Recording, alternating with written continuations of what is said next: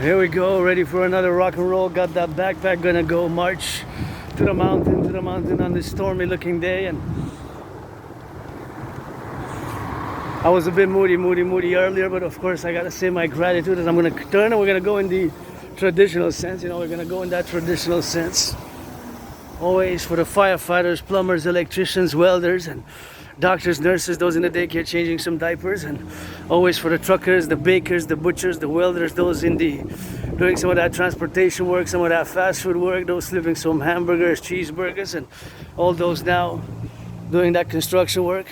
Flag spotted, you know, when I spot the flag there, that's the Canadian flag. I always show it up.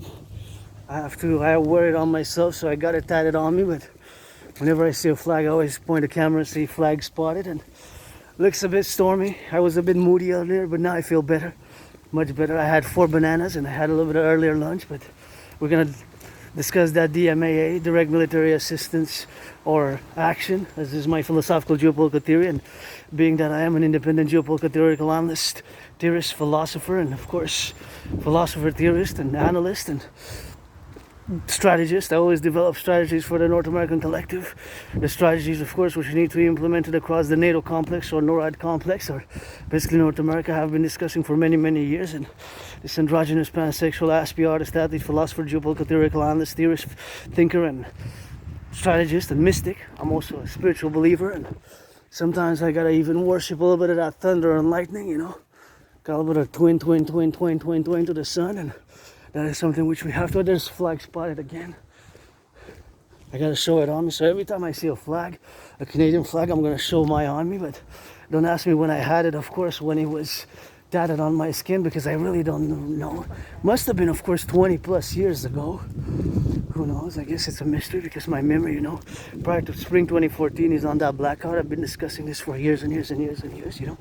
And what I know before my life prior to 2014 is mostly from journals. I guess what it matters is today. And so I've survived COVID, survived being depressed, survived a vicious surprise attack. Well, one major vicious surprise attack and several other ones that I have these flashes from where I lived before. I lived in Côte d'Ivoire in this underground, small. It was like a tight prison cell underground, and moldy, lots of mold, you know.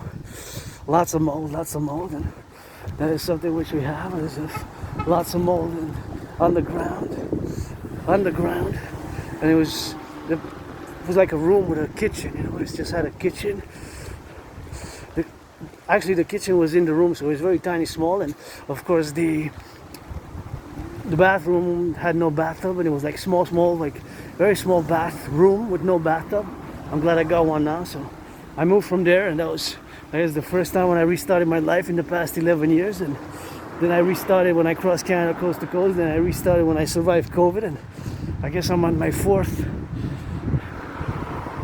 restart now in summer 2025. And although I was moody a bit earlier, I feel much better now. There's a lot of things I gotta be grateful for, you know. Gotta be grateful, you know, with rent's paid, electricity bills paid, and got that food, got that coffee. So it's always something which, of course, gotta be, of course, on the levels, of course, of the plan, that it is gratitude, which is a great co-equivalent of mental health, you know, because all this civilization is a privilege. And although I'm financially stressed, you know, actually very financially stressed, but I paid my rent, paid my electricity bill, you know, paid my rent, paid my electricity bill, and paid my phone bill. Trinity of bills paid. I got some more bananas when I go back from yesterday. As you can see the video that somebody had donated sets of bananas. And move out of the way, slow down your car when you hear the ambulance, when you hear the sirens. Salute the firefighters and some love. Business. Finance the firefighters a massage therapy session, because just blah sometimes it's, you know, it gets a bit when you have to compensate co-equivalencies of philosophical and verbosities, and verbal gratitude has to be compensated by some action. So I'm willing to volunteer, you know.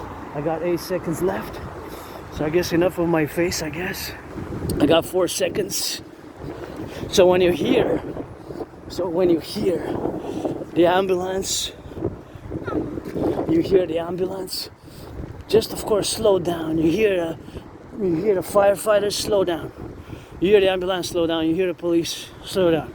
We got some public safety, you know. just slow down your car, retrograde, look 360 degrees, do a 360, what I call the 360 public-private safety order when you hear sirens. There's a protocol which I started writing during COVID, and I'm a philosopher, geopolitical theoretical analyst and theorist, who's part of the, and not just the LGBTQ community, because I am androgynous, pansexual due to my reincarnation. Sometimes it was born a man, a woman, a man. Was born even in the United States post 70-76 3 times, once as a woman, twice as a man. When I was born as a man, served twice in the United States Armed Forces, 2 different wars. The wars were 156 years apart.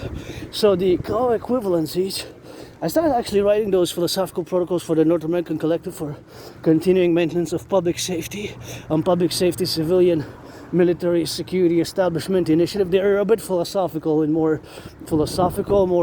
abstract, not necessarily abstract, but they're more scholarly, intellectual, quadratic, and intellectual in nature, some of this, which I've discussed over the past years. And one of them is the initiative for the public safety protocols and continuings of engagements with the citizens in case of an emergency. So those scenarios, of course, are those protocols, of course, is to do one of them is, of course, to do the 360. So when you hear sirens, like that, when you hear, for example, sirens, whether it's police, whether it's firefighters or emergency response, you just do a 360.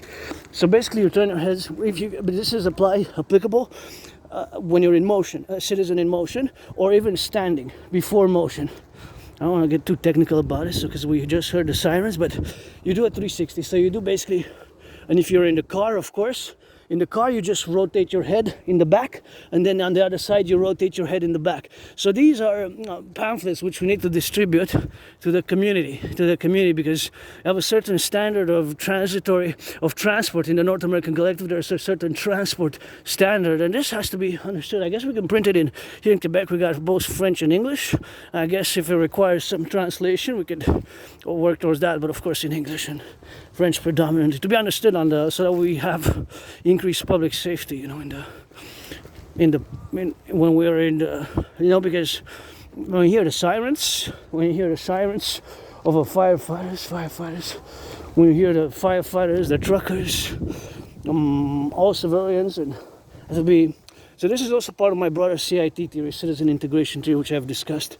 Of course, it's a sub-category, because we need to move to the 21st century integrated total SSD plateau of the North American Collective, which, of course, I have been advocating for as part of my dream, the dancing goddess in the Dragon Kingdom, which is the Imperial Republican Protocol for the 63, the fusion of Canada and the United States into the Imperial Complex. I never say I want to speak, Uncle Carney, although I'm an Aspie.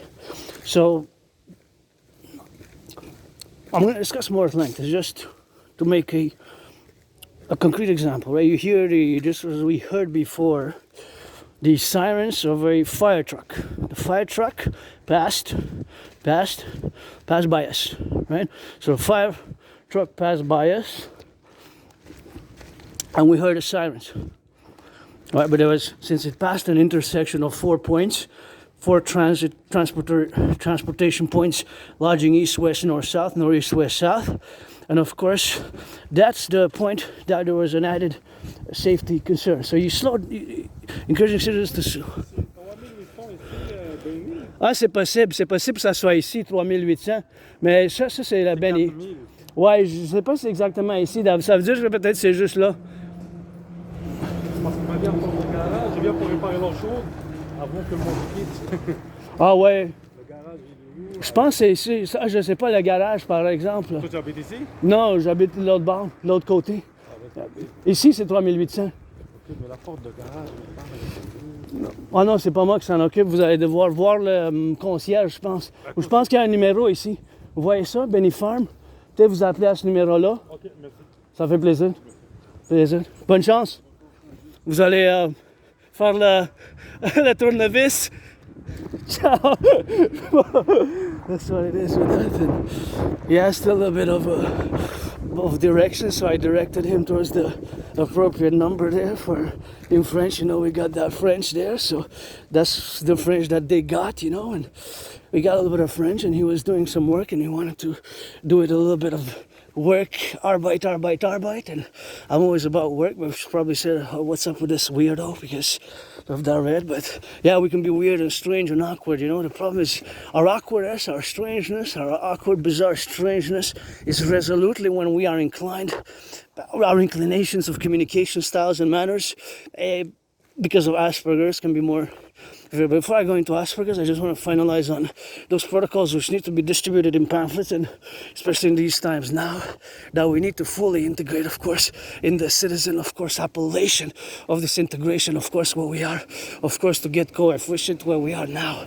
So, of course, the validity and the circumstantial aspects of the communication is that when you hear the sirens, when you hear the ambulance sirens, when you hear the police sirens, when you hear the fire trucks, just like we did, you do the 360 protocol, even when you're not even in motion. So even if you're stopped, you look, you can turn in a circle.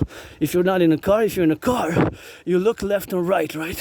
So you look left and right to see, to assure that for the individual sovereign citizen's liberty, security, just like mine, individual sovereign liberty and security is co-sacrosanct with yours and my fellow cousins there who passed, and my aunties, and all my great North American collective family, and all those in the 50 states. Because since I crossed Canada coast to coast in 2017, celebrating 8 years now, 2017 in August, I've crossed Canada coast to coast, and that event made me come out of my depression, and I had a revelation and how great this country is, and all the beauties and all the people, fellow family, Canadian family, North American family, of our future coming empire, the 63 hour coast to coast. And of course, that event in 2017, that's why I'm really in debt now. I don't have a credit card, but that's why I have $10,000 in debt to the RBC. So that event made me come out of my depression. I was depressed, I was suicidal. That is something which we have to note and we have to discuss, because I almost took my life, I guess. So crossing Canada coast to coast made me come out of being depressed and suicidal. Made me come out of being depressed and suicidal. See, for example, here the best way is turn your head left and right and then cross parallel. And I just wanted to show this interesting tree here. See how it has grown like almost bubbles on it. Of course, here you're also, but this is only in theory one way. So here you gotta turn your heads left and right and left. Although this is one way in theory, just turn the other way around. And now I'm just gonna have to start raining, so I'm gonna have to put my raincoat on. So I'm just gonna hold it in my mouth. I'm gonna be silent for about 44 seconds and 9/11, almost 45 seconds approximation.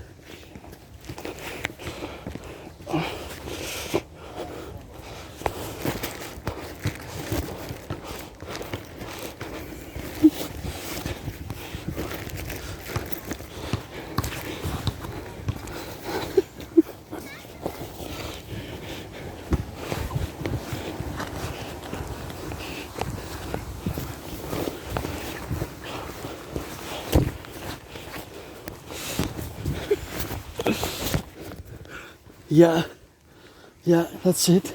Now I had it on, thank you. See, that's what I wanted to do. Oh, I even covered the backpack.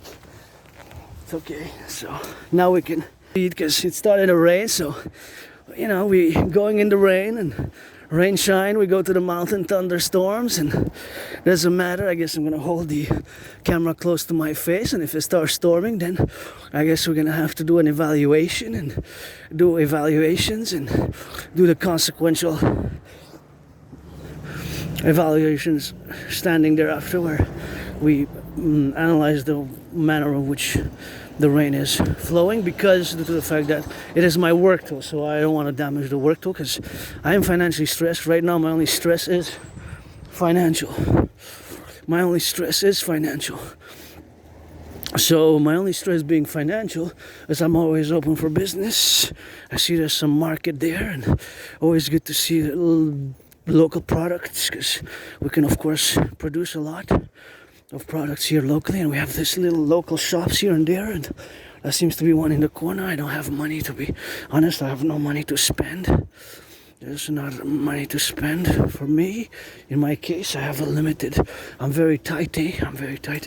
I'm gonna be tight until September 1st of September, which even then I'm gonna survive September with $875 because I don't get the disability for Asperger's. But now I'm going to go into Asperger's a bit, but once again, yeah, we should have those protocols for the citizens to be informed and when continuously, regularly, but by pamphlets distribution about the importance to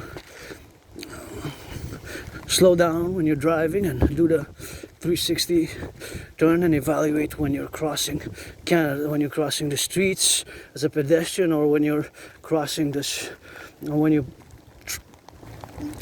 or driving, when one citizen is driving. So those can be applied in both instances. They can be both co-equivalently applied. So yeah, it seems like it's starting to rain, so I'm gonna put the hoodie on, not hoodie, it's actually a raincoat. Thank you, anonymous friend, for gifting me this raincoat.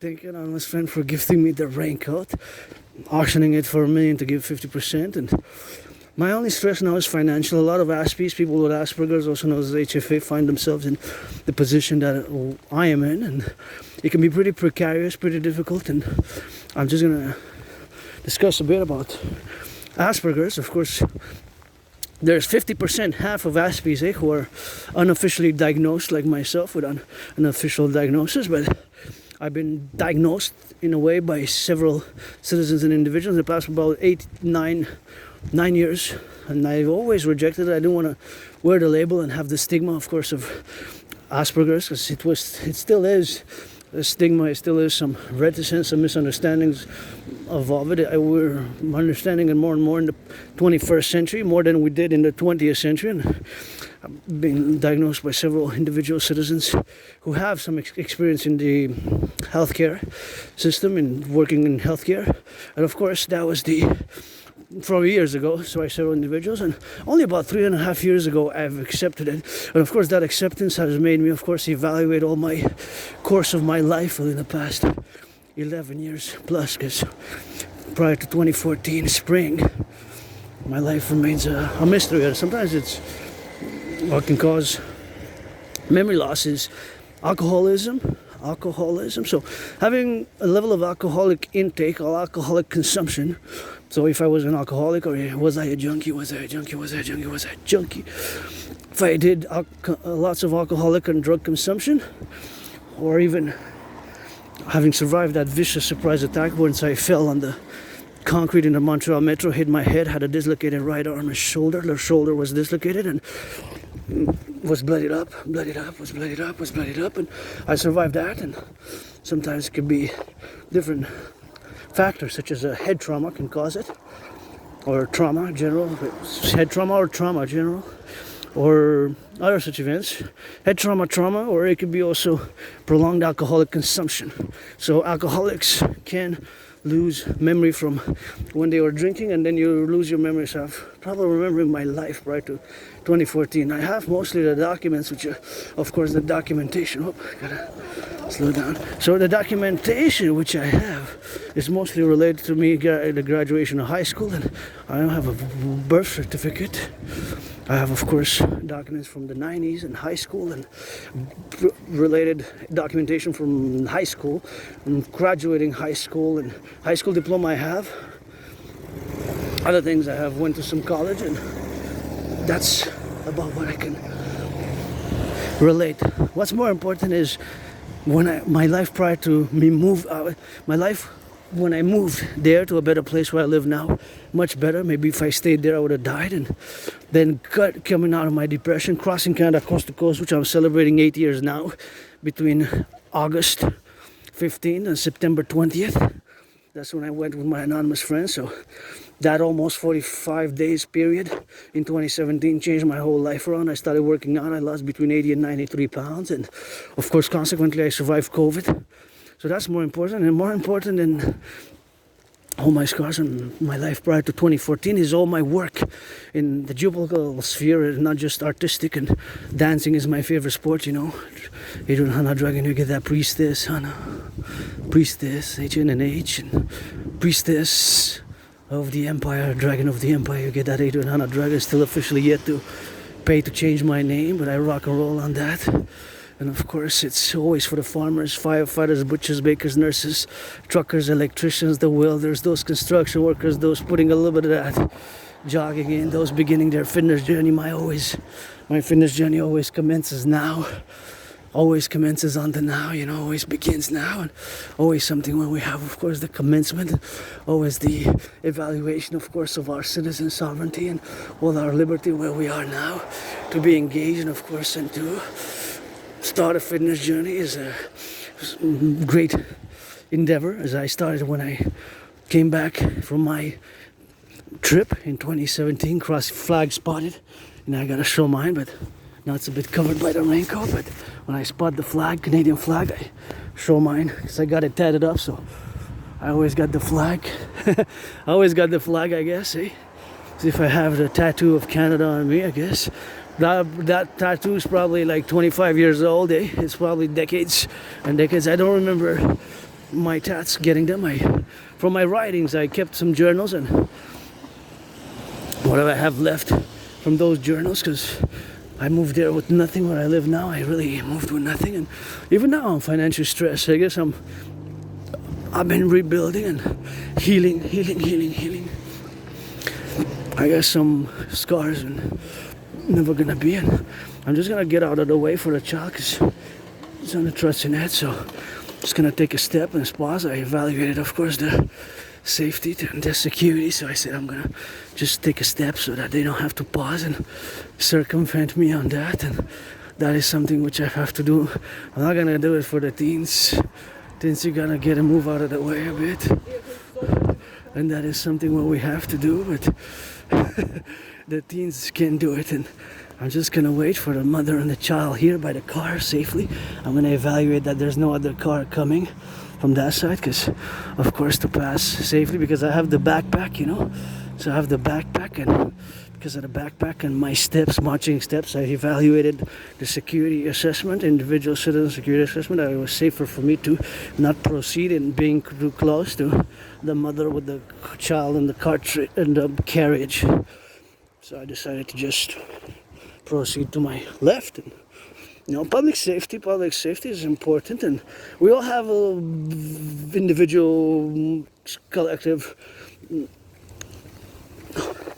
We all have an individual and a collective responsibility, because now I'm in the public, right? So I have added responsibilities, duties, and obligations. And as an N.A.C.W.P, paradoxically, we lack certain social skills, eh? Oh, okay, I think they're going a bit on this one's safer, because is a little bit. So, well, please don't leave that there. I gotta put it in recycling. Don't leave the cans there. Like, drink, yeah, but just don't put them, recycle them. You know, a child might poke their fingers in that, play with that, and you know, it's metallic and might clip and ingest that. You know, if the, you know what I mean, and you know, so just put them in the recycling, keep them on you and recycle them. Don't just leave them in the public, because we have added responsibilities in the public, myself included. You know, I rock and roll, so if I will give a rock and roll concert, and then if I will give a rock and roll concert, I guess they'll have to be 16 plus or 18 plus, and then I guess there will be established that it is a certain private affair or on the scene, and I would just, it would be a different setting, because I like to rock and roll and dance. Dancing is my favorite sport, and I guess dancing is dancing like freely, and I love dancing, all dance forms. Dancing is my favorite sport. Always dance for my allies and armies, pledge your legions, and like to Asperger's, we have to start and saying that is not a mental illness, it's not an illness, and that's why I don't use the word symptoms. Symptoms is more for an illness, you know. symptoms is more for an illness. Symptom is more for an illness. While Aspies, we have characteristics. Look at that. I just love that there. How it's nice. Just so nice. Just there's something that I really, really, really love about that. Like the growing moss on the, just kind of gives a little bit of eerie feeling to it, and that's something what we have to do. And I'm just gonna get here on the side while my fellow citizens pass safely. And so I have the backpack and I'm bulging up a bit, but it's always something which I gotta be showing. And turn your heads left and right, you know. That's what it is, and that's where we're gonna go do a little bit of that HYDRAT, a little bit of that hydration. Is start running. Yeah, it's I do the marching, but I don't mind running or jogging. I guess it's very fitness related, and I love fitness. I love sports. It's one of my special interests, and you know, after dancing being my favorite sport, it's gridiron, North American football, and it's boxing, it's sports, boxing, fitness, and gymnastics, and boxing, and tennis, and women's hockey, and basketball, and all sports. I love all sports and fitness, everything related to sports and fitness, but number one for me is dancing. And dancing, please, it's a sport. Dancing is a sport, right? To dance, DANCING, dancing, IS is ASPORT, a sport. Dancing is a sport. Who say no? So, Asperger's now. And keep in mind that we Aspies, people who have Asperger's, are less than 1% of the population. So it approximately is about 0.44% of North Americans who have Asperger's, so it's not common. And that's why it's very rare. Some people don't even know what it is. And about only half of the Aspie population are diagnosed officially. So that means that there's, for one diagnosed Aspie, there's a second one. So that means 0.44 double, that the population, the real population of Aspies is about 0.88%. But it's still less than 1%, right? It's still less than 1%. So it's a small community. Yeah, we are a small community. We're not that many. And I don't know, I gotta check the documentary again, ABC documentary, of course, proposed that Asperger's supposedly is a evolutionary process in mankind's evolutionary process, once we have the evolutionary process to engage ourselves with, but it is not something which of course is of course conclusive by neuroscientists, you know, by neuroscientists there, you know. So that is something which we do, you know, but I cannot of course fully implement or say that is so, because I cannot conclude that. I'm not a neuroscientist to conclude automatically that might be the case. Because definitely, speaking of evolution, I had definitely my share of struggles and pains and sufferings, and we have a lot of problems, Aspies, in the long-term friendships and finding keeping jobs, not finding necessarily or getting them, but keeping jobs, keeping friends, and it's a high depression and suicidal rates because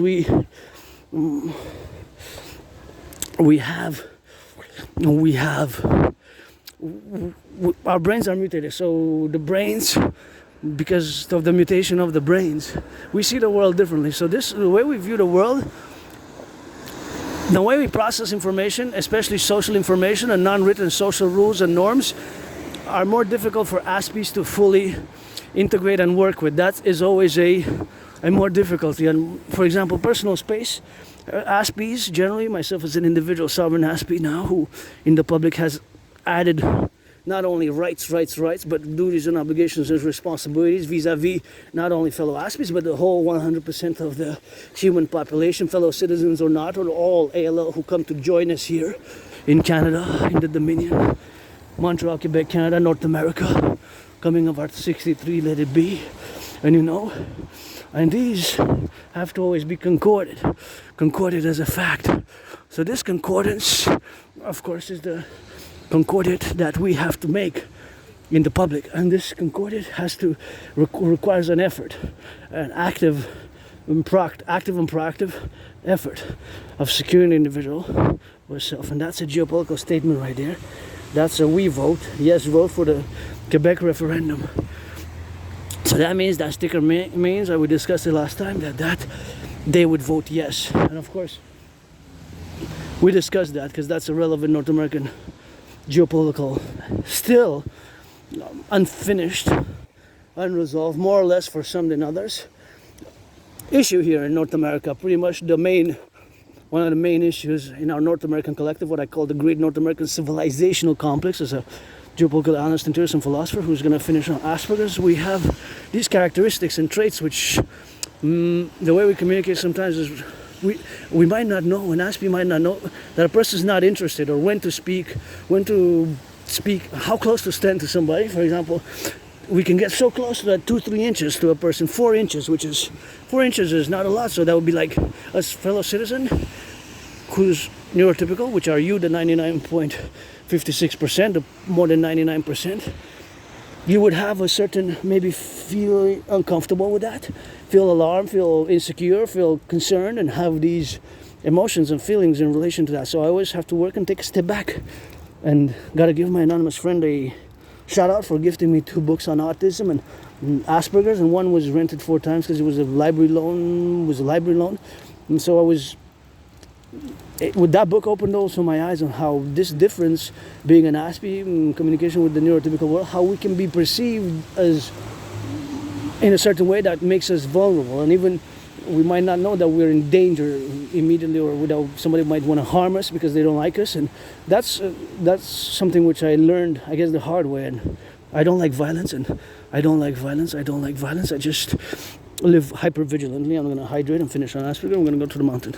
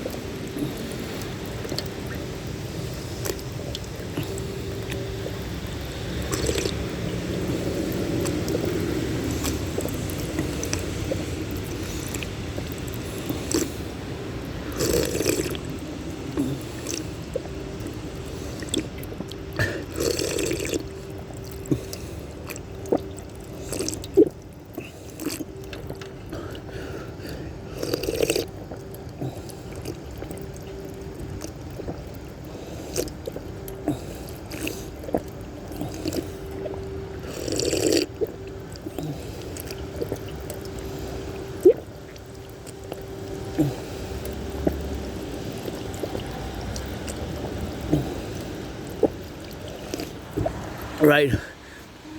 Oh yeah. So that is a privilege of civilization. Privilege of civilization was my thesis back in 2023. And I always admire, that we have on the ground so much work and labor, brains and muscle have been utilized for us just to have that water there, right? Just do a little meditation now. Just to have that water for me to hydrate, and not just me, but myself now, because I'm on the fitness journey going to the mountains and back. To have that there, so much, of course, how it is, and so much work and labor has been done, underneath, and underneath there has been so much labor and done, of course, for me and you and all of us to have that water there.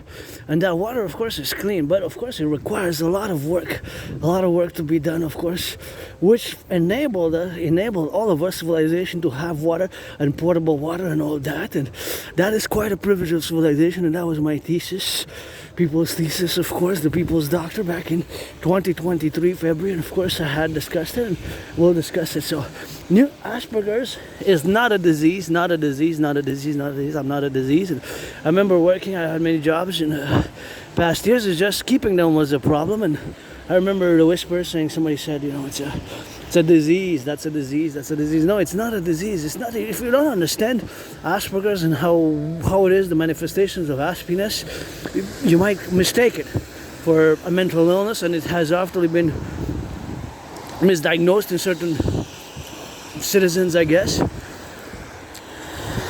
And there's no medication for Asperger's. It's a lifelong condition. So it's a lifelong condition, and this lifelong condition, of course, is that you cannot medicate Asperger's, and I cannot get medication to get well, because it's not a disease to be treated, right? It is to be understood and supported. Some Aspers need more support than myself. My support is more understanding what it is, and Aspers we have to be told more directly. more directly. So we have to be told directly, and ourselves sometimes we're direct and straightforward. More direct and straightforward. More direct and straightforward. So this directness and straightforwardness can cause problems because, you know, there's so normative culture has certain social requirements, which I guess what ASPI's what's called having no filter, really no filter. But for an ASPI having no social filter, that also is how we perceive the certain social characteristics. For example, I'll give you an example.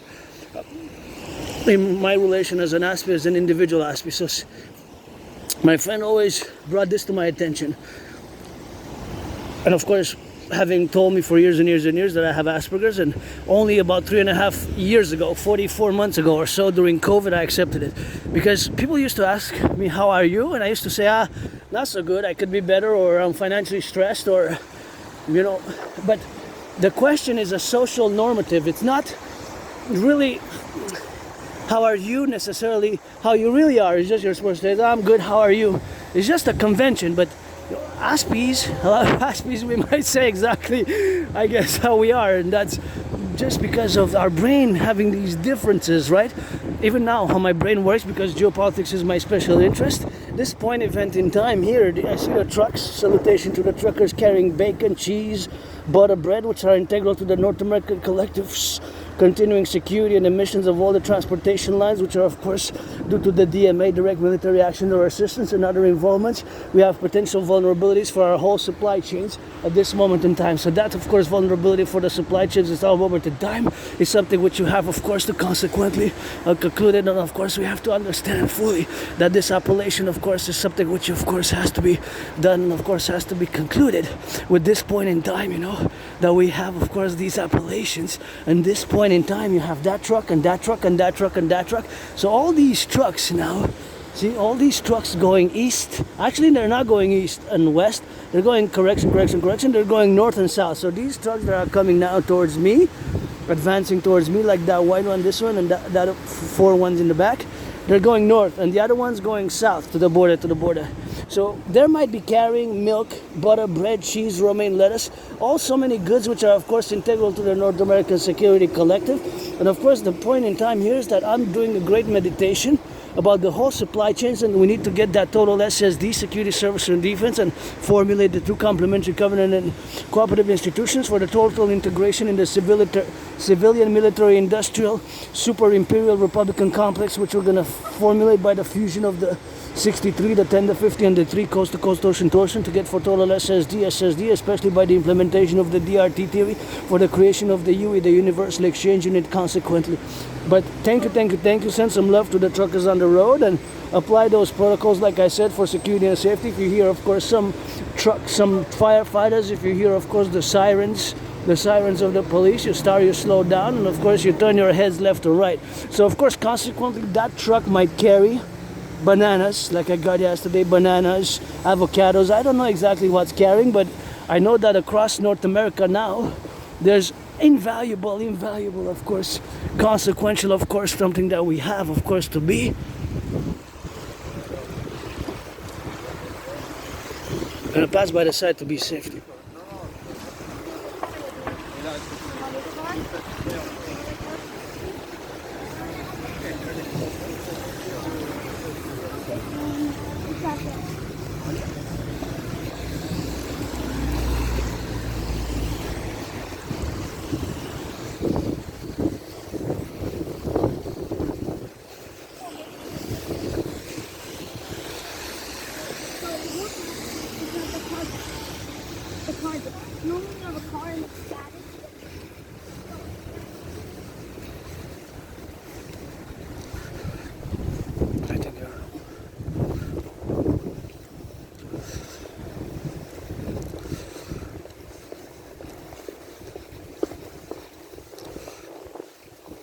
So that aspect of this ASPI brain manifesting itself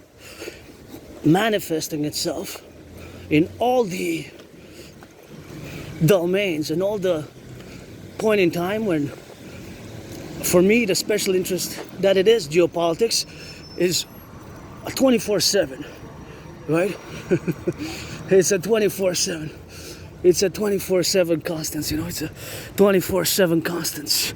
So it's for years and years and years, it's always 24/7, it's always a constant. That is something which it is, of course, constantly.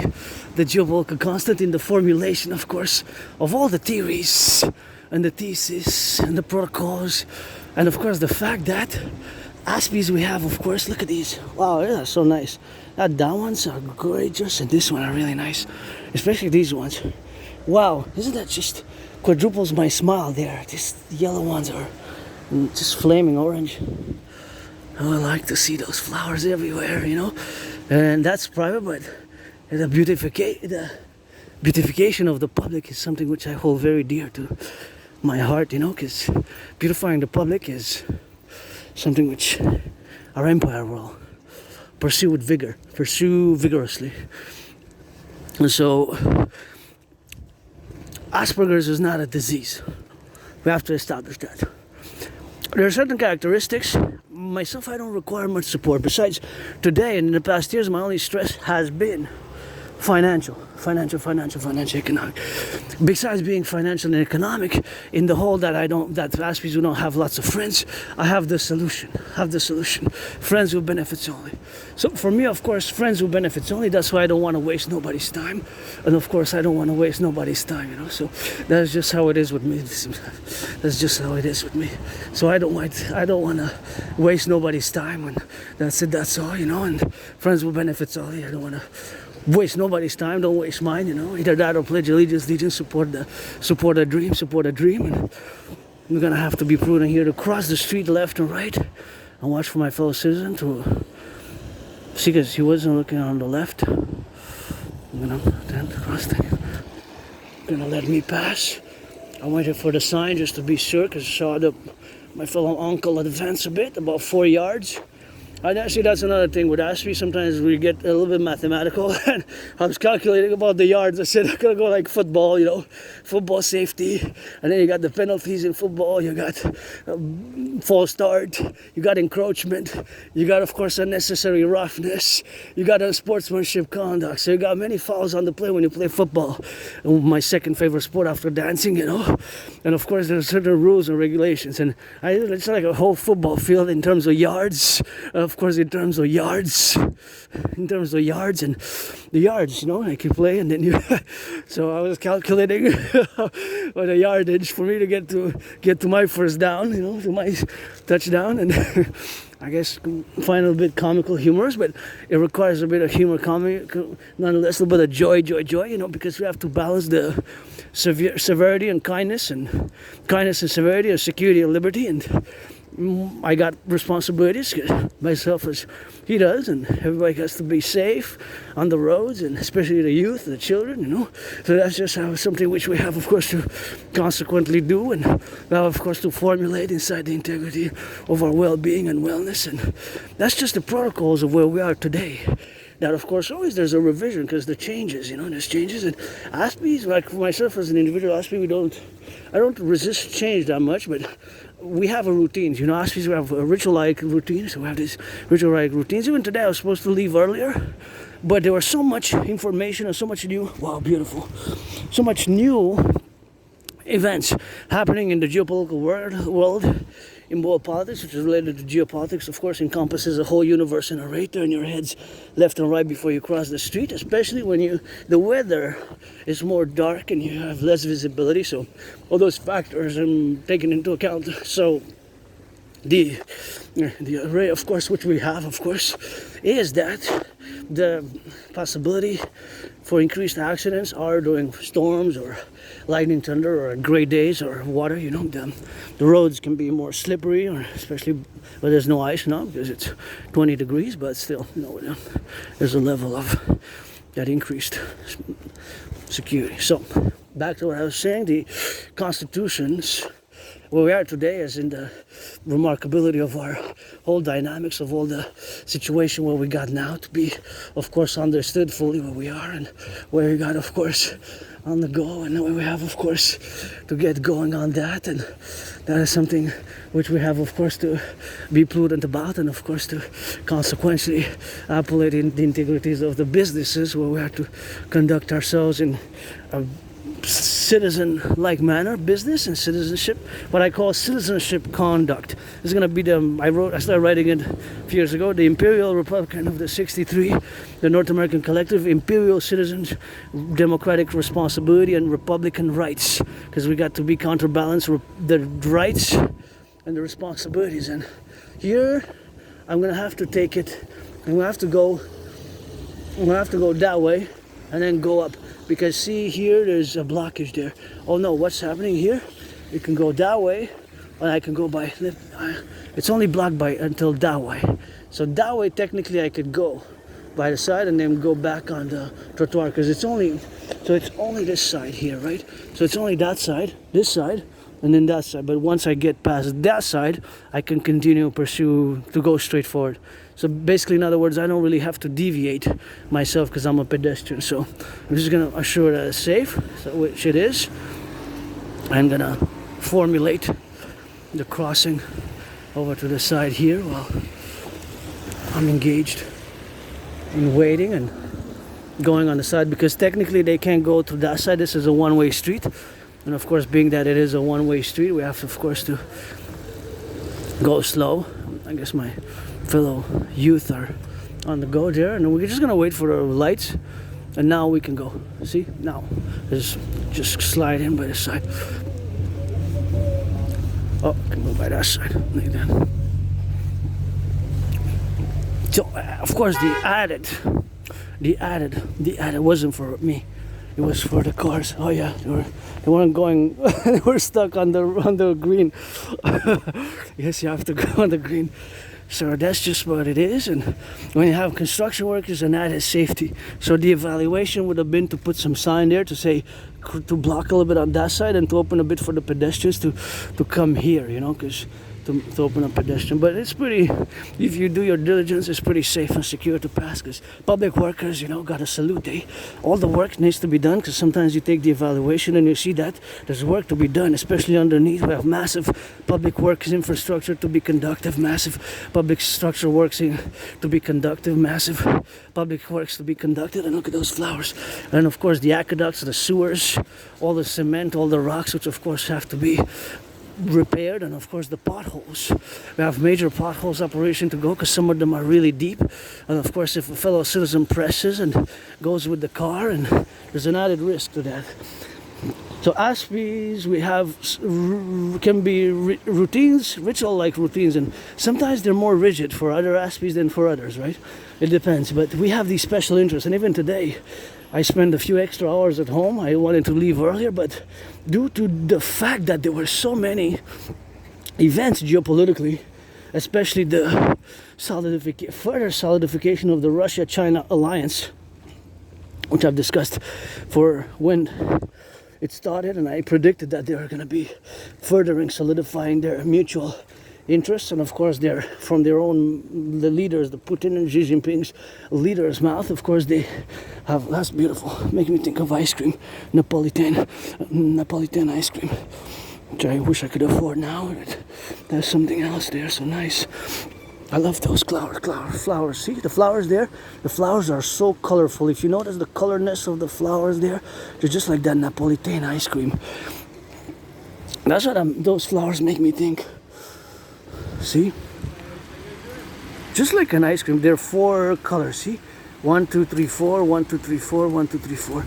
They really look nice, see? They really look nice. There. See, they look nice. They look nice.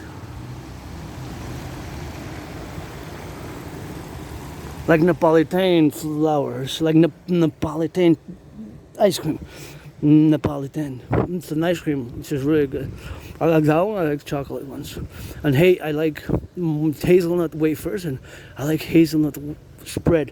What I really like as spread is one I bought years and years ago, which was really good, which I couldn't find anymore in the market. It was white cream, kind of like vanilla coconut-ish, or white chocolate. I think it was white chocolate actually, and black chocolate. It was white and black together. It was spread. That was so good. I bought it in my own neighborhood. I haven't seen it ever since. It's been years and years and years. I think last time was like 7 years ago, before COVID even. Anyways, so maybe they import and export. I don't know if they still have it somewhere. In Montreal is a big city, island metropolis of 2.5 million people. But if you want, somebody wants to treat me, you got me with some hamburgers. And, I could eat hamburgers every day. That North Americana, that North Americana cuisine, To be honest, yeah, I wouldn't mind. Every day, just hamburgers every day. 3 hamburgers. Well, okay, but I guess not just all the time. There'd be some soup and some salads, I guess, sometimes, and some fries, some bacon, some pizza, But I wouldn't mind often eating, but I can't afford really to eat hamburgers every day. I'm tight financially. So Asperger's is not a mental illness. There are certain characteristics, traits, which are odd, bizarre, weird, awkward, such as the communication style and not knowing the social unwritten rules and how close to stand next to somebody, how close, not a beautiful blue. Is that a beautiful blue or what? To me, it is very beautiful, actually. Wow, good choice. Red is my favorite color, but that blue is pretty nice. So not knowing necessarily how to speak, not necessarily the intonation and the way, because we can be pretty linguistically adept, as many Aspies are, but it's just when to know that a person is interested. For example, we have special interests, and Aspies have to be supported in those special interests, and those special interests are also known as those special interests are actually also known as obsessive interests. So those obsessive interests are really not necessarily, I don't use the word obsessive. Obsessive is for somebody who is a neurotypical with obsessions, but it's not a negative, evil, or bad, or malicious. Asperger's is not malicious, it's not bad, it's not evil, it's not negative, right? It's not to be attributing the attribution of negative, evil, maliciousness to aspiness. That's where the problem we have, you don't attribute maliciousness, evilness, badness, negativity, or outright bad, evil, malicious, negative, bad, evil traits, characteristics to aspiness, right? That's where we have to draw the line. Really, that's where we have to draw the line as Aspies. Myself as an individual, sovereign Aspian citizen, we're going to draw the line as the maliciousness, the evilness, the badness, and the concordiate thereof, which can be adversely affecting employment, long-term employment especially, or even friendships, even friendships,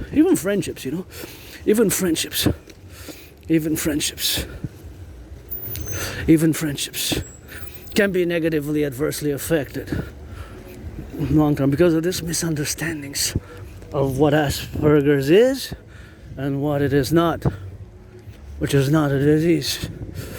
So it's not a disease. Turn your heads left and right when you cross the street. See how sometimes we're over there, and there you can see that now we're high up the mountain on Westmount. One of the 3 peaks of the mountain system is Westmount proper, which is whole part of the Mount Royal complex. You have Westmount, Outremont, and of course Mount Royal as the whole mountain complex, which is the dynamic of the mountain complex, of course, which we have, of course, to appellate it. We have, of course, the dynamic of where they are, of course, involved in the situational proposition, of course, of them being, of course,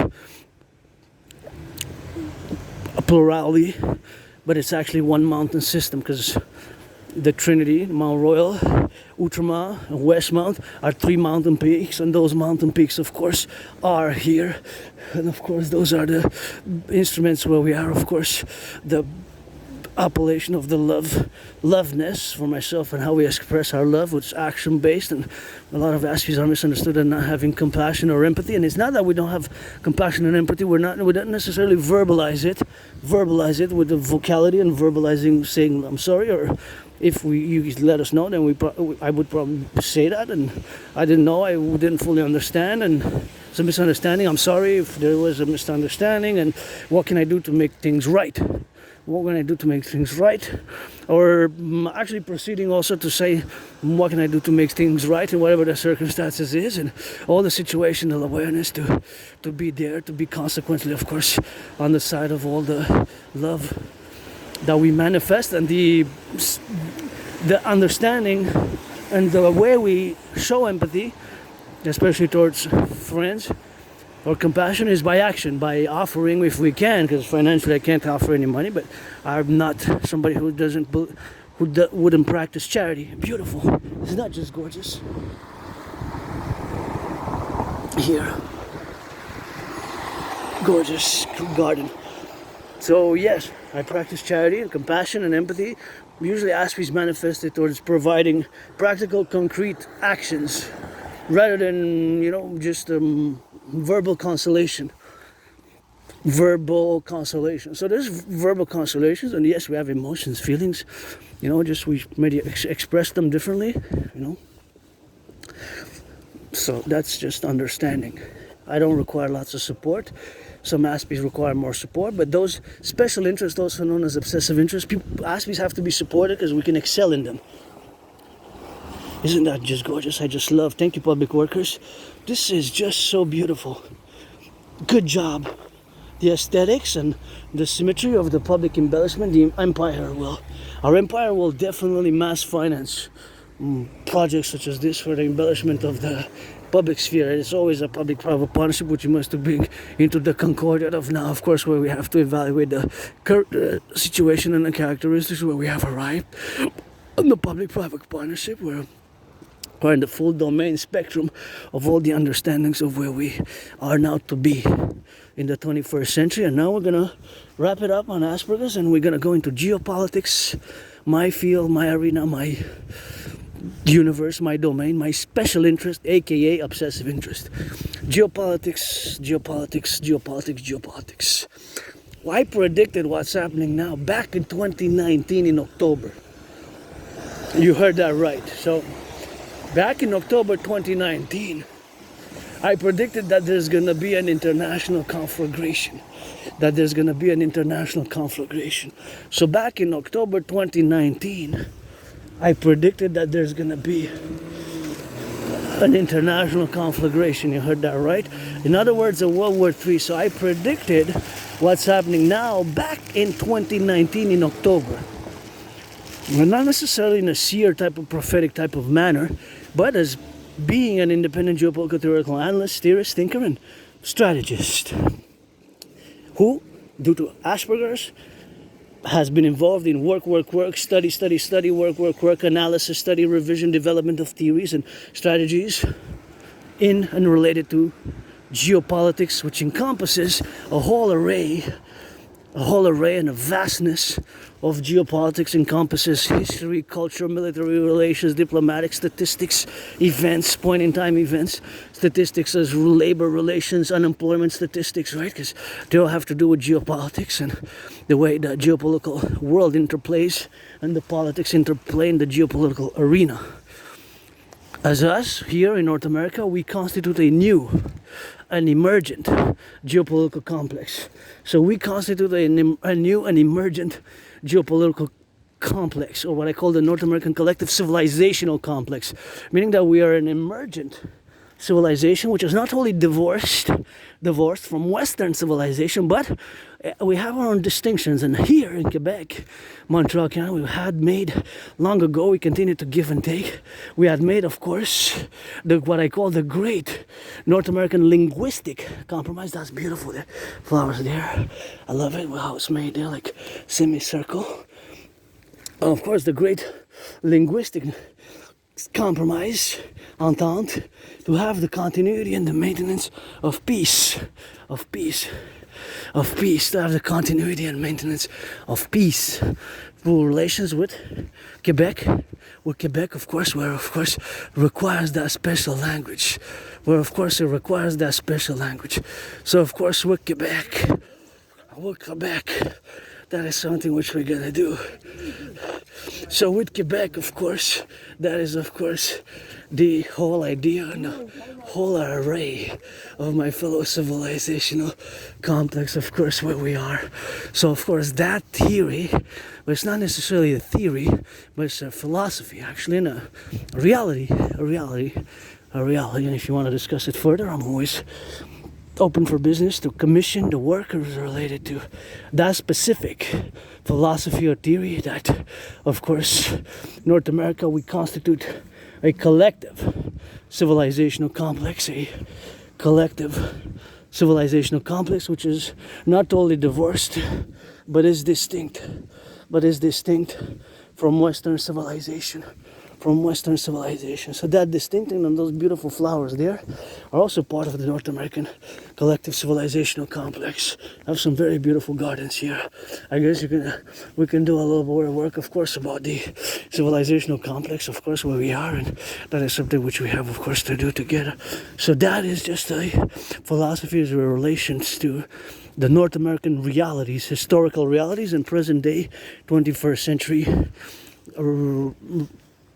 realities as well, 21st century reality. I'll give some salutation to the public workers, the butchers, the bakers, the truckers, doctors, those who change some diapers in the daycares, the electricians, the plumbers, IT workers, warehouse workers, coast to coast, ocean to ocean, fast food workers, those flipping some burgers, cheeseburgers across the North American collective, which is to form and constitute the N.A.C.W.P. Let's rock and roll, pledge allegiance, the North American Collective Workers Party, the North American Collective Workers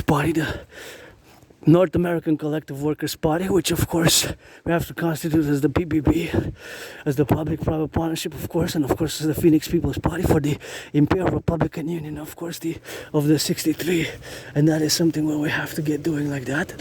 We have to get doing on that left side of things, where we of course get all the dynamics and the full implementation of the full spectrum, of course, of the realities of what we have now, to get, of course, on the constitutional level to be a dynamic environment representative of the realities of what we have in common. Oh, okay, thank you. I saw the sign. I saw it blurred a bit because, but here you're supposed to get priority because there's a stop there. So pedestrians in the corner. So, but always make sure safety, individual safety, liberty, they have to go hand in hand, They have to go hand in hand. So the hand in handness goes with my as an individual sovereign citizen and my fellow citizen drivers, Because the body is a temple for pleasure and purpose, and I'd rather see people working out, people holding hands, hugging, kissing.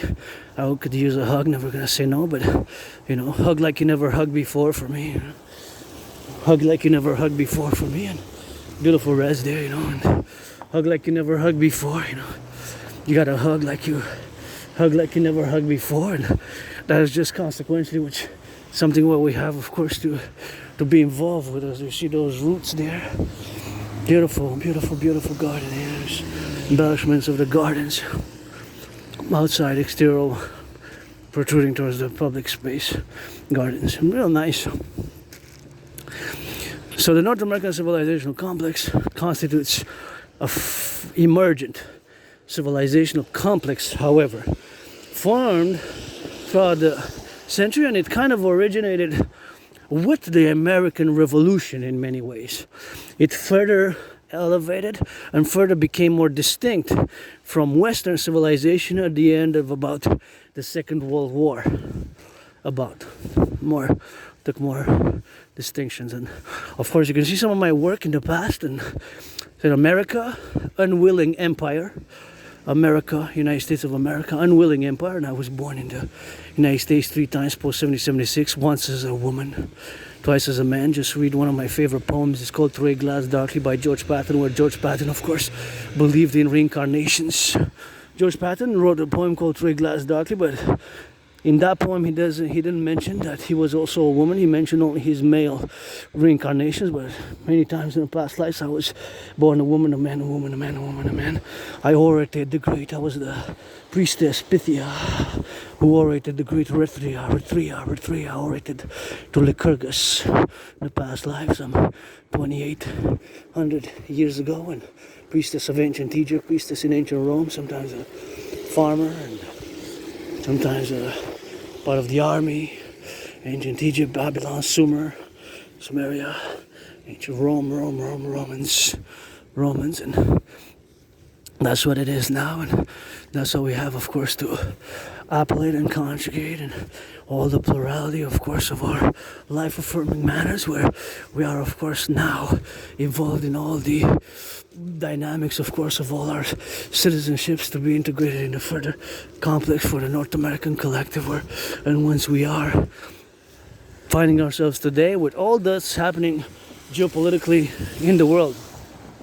So we're gonna go back in time again, back to 2019. So in October, November, well, actually October 17th I predicted that there's going to be an international conflagration. I consequently created and produced a workout training program system to go hand in hand with such a scenario. Consequently, I created a workout training program system to go hand in hand with such a scenario. As the scenario was a World War III situation. A World War III, an international conflagration, basically, fundamentally a World War III. Just gonna cross on there to see those yellow ones. Turn your heads left and right when you cross the street, because you never know. So we got other responsibilities, duties, and obligations in the public. You gotta turn that head left or right, and here we are. Beautiful yellow ones. Hey, they're so gorgeous. I love those yellow flowers, especially not just the yellow, but I prefer like yellow flowers. But this is quite a beauty. Beautiful flowers here. Quadruple my smile. So back in 2019, I predicted that there's going to be an international conflagration. And of course, having predicted this international conflagration, I always, of course, also created and produced a workout training program system designed, created to go hand in hand with such a scenario, whence, of course, it would be in such a manner as we have finding ourselves to be today, that we have, of course, this situation where the situational complex is appellate and protruding to where we are not just as North Americans, but it's universal, it's international, the fragmentation and the growing conflicts and geopolitical crises, and which has emerged. Some even call it that actually World War III began. Some say it began when Russia invaded Ukraine, February 24, October 7th, or potentially when China, People's Republic of China, will invade the Republic of China, the ROC, which is Taiwan. Beautiful roses. Wow, those are just gorgeous. Because that's also, so my premise was that, well, of course, it was my analysis and conclusion was based on several layers of more complex geopolitical dynamics, geopolitical realities, historical facts, and of course the realities of the unresolved conflict. This is important, of the unresolved conflicts of the 20th century, which I stipulated that they will resurface in the coming years. So that was back in 2019. My analysis again had a more complex layers of detail, of course, structuration, and of course the detailed manner where these had, of course, been issued in the proposition, of course, where we have, of course, the situational awareness of the geopolitical realities, where these geopolitical realities are, of course, proponent to be that they have in a parallel manner occurred as I had predicted them. Not every detail, however. So in a general manner, I have to state, in a general manner, they have been unfolding, such as my prediction, with one important point, that the conflicts which were not resolved specifically during the Cold War period, if you look, Russia-Ukraine is a Cold War era conflict which was not fully resolved, because in February, March 1947, March. So the Cold War lasted about 45 years. I say almost 45 years. Look at that snake. Look at the snake. Looks like coil snake. See the head of the snake there? Kind of looks like a snake. To me at least. Whenever I pass by there, I always mention that. To me, it kind of looks like a coiled snake, and the head there you can see like a big cobra. Anaconda, cobra, anaconda. More like an anaconda. Right? More like an anaconda. So of course that situational awareness where we are in the life-affirming manners and in the ways where we express ourselves and what we we direct now are of course all the affirmations and all the constituencies where we are as a plurality of integrated dynamical collective. And of course that situation is that we are now verbatim and in the consequences of the plurality where we are now absolved to be. The situation is that we have this reality which concords to my prediction. I don't want to be too academic, intellectual about it and scholarly about it, but it is as complex there. So that's why I'm simplifying it, that the general premise was that these unresolved 20th century conflicts, especially during those of the Cold War period, which of course occurred between February-March 1947, and of course between February-March 1947 till the end of December 1991. So almost 45 years. 44 years and 9 months, although there are some historians and geopoliticians, geopolitical theoretical analysts or analysts, theorists, historians that say that actually the Cold War lasted 45, even 46 years. I go for almost 45. I can make a little bit of a compromise on more than 45, but going for 46, more than 46, yeah, I have a reticence to do that. Regardless, whether it was 44, between 44 years and 47 years, if it was exactly 44 years, 9 months, and a few weeks, a few days, the general idea is that the Cold War lasted between about 1947 and 1991, right? That is the general idea, the general timeline, duration of the Cold War. So these conflicts, which you see now, are from that period. Russia, Ukraine, Israel, Hamas, Israel, Palestine, Hamas.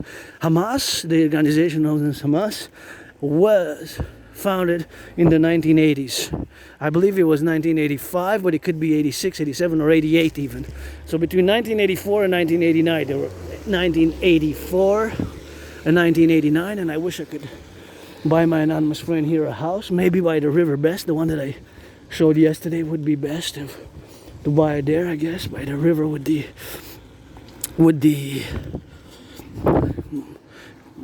whipping willow just by the river, or here down. This one will be close by the mountain, so here on the Ramsey or whatever have you. I'll definitely buy my friend a house if I could, just right away. Just right away. I would definitely buy a house if I could. My anonymous friend, this one even, with the yellow flower, white flowers there, or that one with the yellow flowers there. So, and these ones beautiful also. And these ones also are nice. The flowers are quite vivid. I like bright, vivid colors like this one. I love it. Wow, it's really nice. Good job. Nice choice. The pink and the white kind of goes good together with that. So that's the starting point. Now, my prediction of 2019 is unfolding now. So it's unfolding now, today. It is unfolding as we are speaking. Now, I'm not on the ground in Ukraine, in Russia, with 300 men and women, or in Israel, Palestine, Gaza. I'm not on the ground with 300 men and women in other conflicts. So as much as I know the philosophies, the histories, I remain a North American, pretty much from the island of Montreal, because it's been years and years and years. I didn't even leave from the island itself before. Last time I went out of the island was just before COVID, or was it maybe even 2017 when I went with my friend on the trip? when we crossed Canada coast to coast. So I guess for the past 8 years, I didn't even leave the Montreal Island, which is a big metropolis, second most populated city in Canada, 7th or 8th in North America, even when we include Mexico. Mexico City, capital of Mexico, is the most populated city in the Americas, in North America. I believe now the first is in China. I believe it's not Shanghai anymore, but I believe it's Guangzhou, something. Maybe I mispronounced. A city in China, which I believe it's with the metropolitan area. I saw 44 million, almost 45, 44.9, but that even includes the metropolitan area. So I guess Mexico has been supplanted by now for many years, actually for a few decades, I believe Tokyo in Japan, the Tokyo metropolis, Tokyo was the most populated for a few decades. I believe since 1989 or 84 till about 2007. I believe Tokyo was for a long time the most populated city. A few years, a few decades even. And even New York at one point.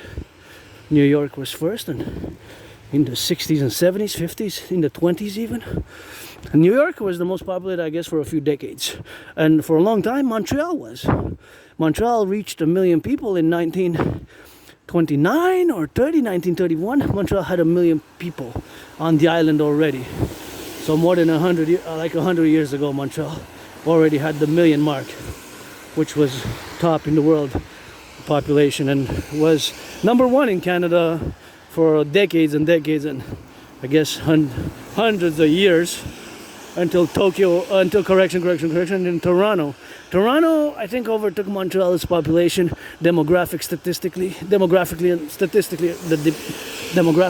in 2007 or 2009 or 2015, something like that. So about 10 to 15 years ago, 17, 18 years ago, of course, Tokyo, Toronto supplanted Montreal in Canada. But outside of Canada, it's been outside of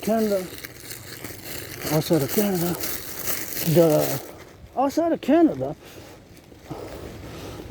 in North America, or how we quantify it, were other cities. So back to my prediction, having predicted what's happening now, I also have to state that I created a workout training program system, which I did back in 2019, to go subsequently hand in hand with such a scenario. And I have been and will continue to advocate for citizens fitness to mass finance.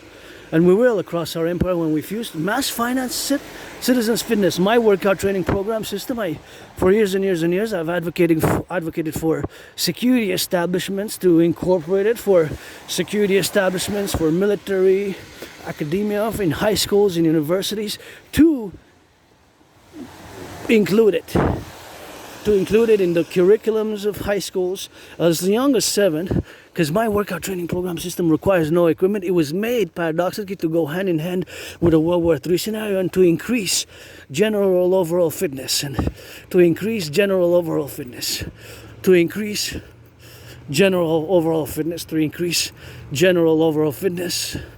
to increase general overall fitness for the population. And I performed myself. Subsequently, I've performed my own creative workout training program system, more than 372. And about 2023, because I survived COVID between February 2020 and March 2020, between February 2020 and March 2020, when I survived COVID, I thought I was going to die. It was like death, pestilence, a disease, and I got triple vaxxed. I really got hit hard in 2020 by COVID. So when I reached 300 sessions, and I have them online, me working out, training, exercise, when I reached 300 sessions, that's when I said officially I changed my name. Dragon became Dragon. The A turned into an O, as one letter, a few letters, each name changed, my 3 names. And Adrian Hannah Dragon now, although officially still have to get that money to pay for the name change. Because finance money is my only stress now, and I had some other work which I couldn't proceed as an artist, as an independent artist, athlete, and geopolitical theoretical analyst and theorist vis-a-vis my work as an artist and athlete, independent artist and athlete, and geopolitical theoretical analyst, theorist, and philosopher. And I take great pride in my work as a independent theoretical analyst, theorist, and especially since my prediction, since I have of course predicted what's happening now back in 2019. And this is the mountain where we love to come, and we go by different sides, the Mountain Mile World, the headquarters of our coming empire. And I love to show a little bit of downtown area there. You can't really see too much of the downtown core, but you can see of course part of it, and you can see the cities there. Now you can't really see my favorite one, the pyramid. The pyramid is not visible.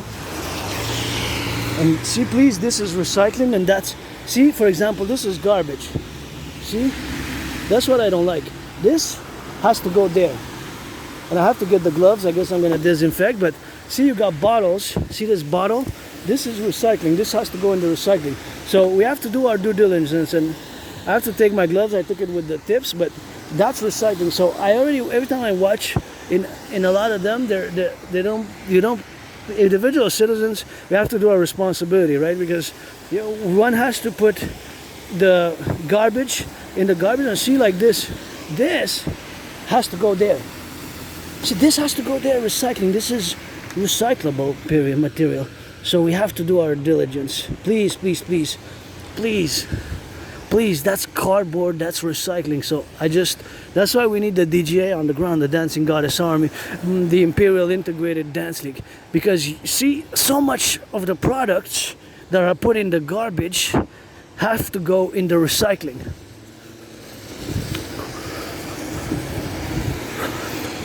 So we have to do our individual collective effort for the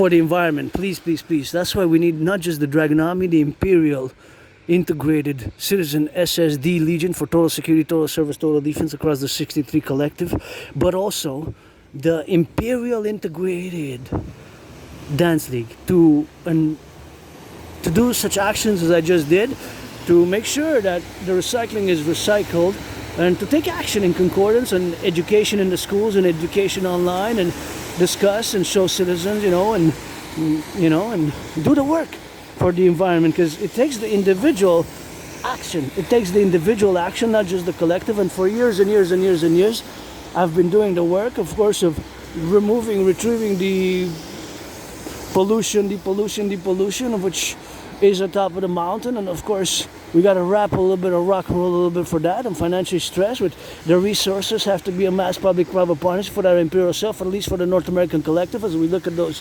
beautiful skyscrapers. And of course, my will is, of course, to build the 4, which I'm now going to discuss, because I kind of see a little bit of that work being done there. And of course, meditating that the construction workers rock and roll, and the construction workers build all the buildings which are being built even now across the North American collective, as we need, of course, to build more building, especially social housing. Going to send the salutations to those who put those bricks and those layers now across the North American collective. So of course, we have to complementary conclude all the things which we have, and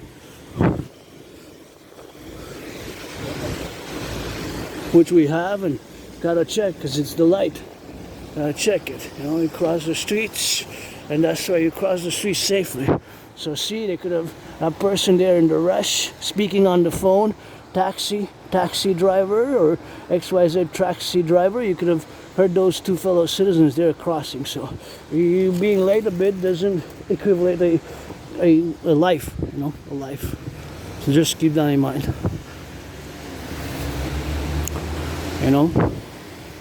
I've been late, I've been delayed, I've been suicidal and depressed, but I have to be that, as much as I can, be the good Samaritan, as much as I can, because with my aspiness, sometimes, the empathy and compassion has to be shown by action, right? By action. See, by action. by action, by action, by action, by action, right? By action. So don't rush that close, because just wait, not too close, press the, with the car, you know, there's the danger. So make that prudence, take the diligence, and support the building of the 4. Now I will to discuss the building of the 4, which we need to discuss before we discuss the DRT and the DMAA. So the 4 buildings which yours truly wills to build, and you know that it's a Dragon versus Trump edition, have been him and will challenge Donald Trump to a boxing match ever since 2018, when Donald Trump made the mistake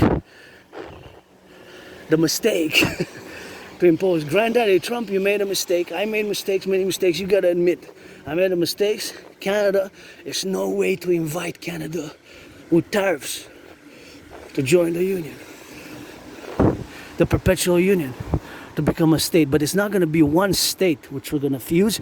We're gonna fuse 13 plus 50 for the 63. We're gonna fuse 13 states, the true north, strong and free, which God adds some loving. So the 13 states, we're gonna fuse with the 50 states together. So the land of the free and the home of the brave is gonna be, of course, consequently and in consequence fused, of course, into the Imperial Republican complex, of which we're gonna, of course, ourselves industriously propel for the 21st century with a mass rehabilitation of the citizens and the infrastructure, both collectively. So the 4 is a major part of that aspect. Building the 4. So we're gonna build on the Canadian-US border the biggest ever sports arena coliseum ever built. It's gonna be 11 times bigger than the Caesar Superdome. The Caesar Superdome, which before is known as the Caesar Superdome, it was known as the Mercedes-Benz, and before that it had another name, Louisiana Superdome, Louisiana Dome, or Louisiana Arena. So it changed names, just like I changed my name in my heart, but still gotta pay that money, of course, to change the name, you know, to officially change the name, to officially change the name, to officially change the name. Adrian Hanna Dragon now. So we're gonna build the biggest ever mass sports arena ever built in the history of the world. It's gonna be 11 times bigger than where the arena known as the Caesar Superdome, where many Super Bowls were played and fought and battled. And one of the Super Bowls which was played and fought and battled was, and is, well, I guess was, because it's in the past, was Super Bowl 47. Super Bowl 47, where my 49ers lost. You're supposed to stop there, so you stop because it's pedestrians and you cross. So Super Bowl 47 was one of my favorite Super Bowls of all time. Top 4 Super Bowls. The first 3 is when my 49ers win, but this one my 49ers lost in Super Bowl 47. San Francisco 49ers versus the Ravens. They lost by 3 points in what has, Super Bowl 47 has different nicknames. That's why our Coliseum will have different nicknames. Imperial Coliseum, Dragon Trump Coliseum, because me and Donald Trump, we're gonna fight in a sportsmanship boxing contest. And Canadians, and both my brothers and sisters Canadians, we're gonna build it. And it's gonna be a mass public-private partnership. And we're gonna have sports, please don't leave that trash there. We're gonna have mass sports and fitness. We're gonna have mass sports and fitness activities. Mass sports and fitness activities. Mass sports and fitness activities 24/7. And the first event, inauguration event, is gonna be me fighting Donald Trump, Dragon versus Trump. The event, Storm of the Century, we're gonna call it. Storm of the Century, Storm of the Century. The Storm of the Century. So that's gonna mark our fusion. It's gonna be built on the Canadian-US border as a massive. It's gonna be 11 times bigger than the Caesar Superdome, where my 49ers lost in what's known as Super Bowl 47, aka Bro Bowl, aka Harbor Bowl, aka Blackout Bowl, where my 49ers lost. Not by much, but still a loss, you know, to the 49ers. Auctioning these pants, auctioning these, my socks, auctioning everything actually that I'm wearing now. So I'm auctioning, doing a lot of auctioning, and of course we're gonna finance anybody who wills to finance here, that I go up and down these stairs 300 times. 300 times for $300 Canadian. I guess we can auction and get a little bit of that prudence, and you know, it's a bit of a workout here. And anybody want to finance, I go up and down these stairs and be a guest, be a love, and be of course consequently and involved in the appellations and the dictums where we are now, and of course all the civilizational aspects. I'm just gonna stretch a bit here on the black. It's got some rust, and let's paint. Let's leave some of it black, some of it white, but let's paint a rainbow as we go to the top of the headquarters. Oh, I'm just gonna stretch a bit my back. 2, 3, 4. Stretch a bit of the back, and now we are ascending my second home, my mistress, the mountain, Mount Royal, my favorite place to come. And I gotta just give me a few seconds.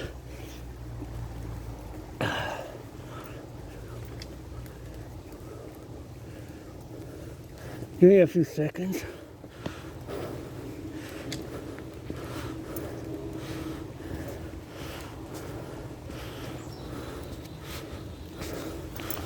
Give me a few seconds.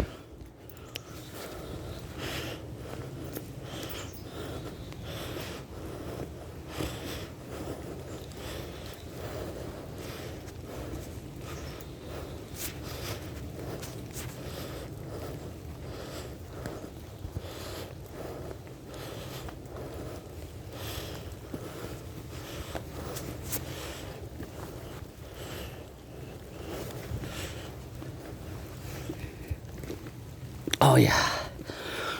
So we're gonna build the greatest ever, biggest sports arena ever built on the Canadian-US border. The inauguration event is gonna be Dragon versus Trump, and every month we're gonna have a special week where, for different sectors and different workers of our empire, for the firefighters, for the security, for the nurses, for the daycare workers, for the butchers, the truckers, train conductors, for the fast food workers. We're gonna split into 12, and 1 week at the end of the month, last week of the month, is gonna be, or it could be the first week of the month, or interject, sometimes the first, sometimes the last. We're gonna have the games specific works where we're gonna be celebrating that type of work. For example, construction workers. And 24/7 we're gonna have sports and fitness events at this massive Coliseum of our 63, with Sportis in Perpetuitis as the motto. Which this Coliseum, just like the Super Bowl 47, will have several nicknames: Dragon, Trump Coliseum, etc., etc., etc. And we're gonna have the high schools, universities, all of the sports, fitness, the NFL, NHL, NBA, and PVHL, women's and men's sports events, women's and men's. So we're going to be both women and men, of course, and all those who identify as it's a third gender, or you get that 50-50 androgynous like myself, you know, how the case may be. And that's why we're going to drive it in, and that's how we're going to be consequently involved in the domains to appellate and do and start building this majestic complex. Parallel to that is going to be 11 times bigger than the Caesar Superdome. Another parallel to the Imperial People's Colosseum, we're going to build, of course, the we're going to build, of course, the we're going to build, of course, the Forgotten Goddess Temple, you know, GeoDDSS, the the forgotten goddess, Goddess, forgotten goddess temple, you know, goddess, forgotten goddess. It's like creating me surviving COVID, surviving being depressed and suicidal, to the goddess, Goddess, to the goddess, So as I created my surviving COVID, surviving being depressed and suicidal, and to the goddess, so of course it's something where I gotta be involved with, and together we're gonna build the forgotten goddess temple. Gonna watch out for my fellow cousin and stay on the right side, just like driving, maybe here best, like that, so that his safety and fitness journey and fitness activities are in parallel harmony and balance, equilibrium with my own here, the second home, and the mistress on the mountain, not just my mountain, and it's open to the public, our collective headquarters, where I love to come and love to meditate, love to sing rock and roll and dance and celebrate my surviving. I've been coming here for years and years and years, and this incarnation and the past incarnations. Once I was born a woman, I lived between 1688 and 1734-35 as a woman, Québécoise, but it wasn't the Québécoise as we have them, Québécoise of today. It wasn't the woman and the Québécois as we have them today, as we are Quebecers today, or North Americans even, because it was before the American Revolution even. Nouvelle France, and when the colonies started between 1688 and 1735, something like that, approximation. I get most of my memories and dream of reincarnation, past lives, and when I come here, I say maybe that. So I can't remember my life much prior to spring 2014, Spring 2014 is 11 years ago. More than 11 years ago, because we're the last month of summer. We're end of August. So let's say April 2014, then you got May, June, July, August. So 11 years and 4 months ago. So that is a considerable amount of time. So my memory is good of the past 11 years and 4 months. Well, actually it gets a little bit blurred as more and more, like 7, 8, 9 years is good, then 10, then 11, then it gets like a blackout. So I don't know really, maybe I was a junkie, maybe I did lots of drugs, maybe I got trauma, because I have these flashes of that vicious surprise attack which I survived, and others when I don't know if I was drinking at night, and I was like kicked by several people, like individuals. It was weird. So I really, wow. What's more important is my life in the past years, and healing and regenerating, and with the scars and the trauma, and the life, and live carpe diem every day since I died of COVID, which was between mid-February 2020 and March 2020, So I'm not totally selfless, not totally selfish. I don't make pretense that I don't have lusts, but friends I don't have many. I made a lot of friends in the past 7+ years, but I lost a lot of them. That's why my solution is friends with benefits only, or pledge your legions, and I'm no longer depressed and suicidal. Sometimes I'm a bit moody, and I guess subconscious feelings, or maybe a little bit of trauma flashbacks, PTSD, I guess, a bit maybe PTSD. It doesn't matter. My health is healing more and more. Just financially, I'm just stressed. Maybe that causes moodiness, and just all the jobs that I had in the past 7 years, and the fact that it was 4 months, 3 months, 2 months, 3 weeks, 4 months, 2 weeks, and then if I check how many jobs I had in the past 7 years, I had so many. So just maintaining them long term is problematic for Aspies, because I have to live with it, and I have to manage these characteristics and be aware that I have to work on the characteristics and the traits. Can be a bit, but we have to build the bridges. Whether those bridges are small, medium, large, or extra large. 4 types of bridges: small, medium, large or extra large, small, medium, large or extra large. Just like when you order coffee, or fries, fast food, you might order small coffee or small fries, medium coffee or small coffee, and large coffee or small coffee, and extra large coffee or extra large coffee, or extra large fries. So small, medium, large, extra large, which kind of applies for both coffee, and fries, if you will. To quantify like that, that's the bridges which we have to build ourselves as aspies, myself as an individual aspie, and the typical population, 99%, because I don't have antagonistic or resentful feelings towards the neurotypicals. I don't, and we have to build bridges of understanding. You have our strengths, we have our strengths, and we have our vulnerabilities, we have our quote-unquote less capable in certain things, and use the word disability. In certain social aspects, yes, we kind of have these disabilities, these difficulties. But, wow, look at that. Wow, that's really cool. So, of course, all this... Wow, that's really cool. I wish I could do that. I don't have a bike, but that's really cool. So all, of course, the biking and... Wow, that was really cool. That's very steep. That's athletic. I like that. That's athletic. That's really athletic. The athletic capabilities, I'm not sure if it was a man or a woman, my fellow cousin or cousins, whatever, but whatever. I'm not sure it was a man or woman, but it doesn't matter. The skills on that was pretty cool. You saw?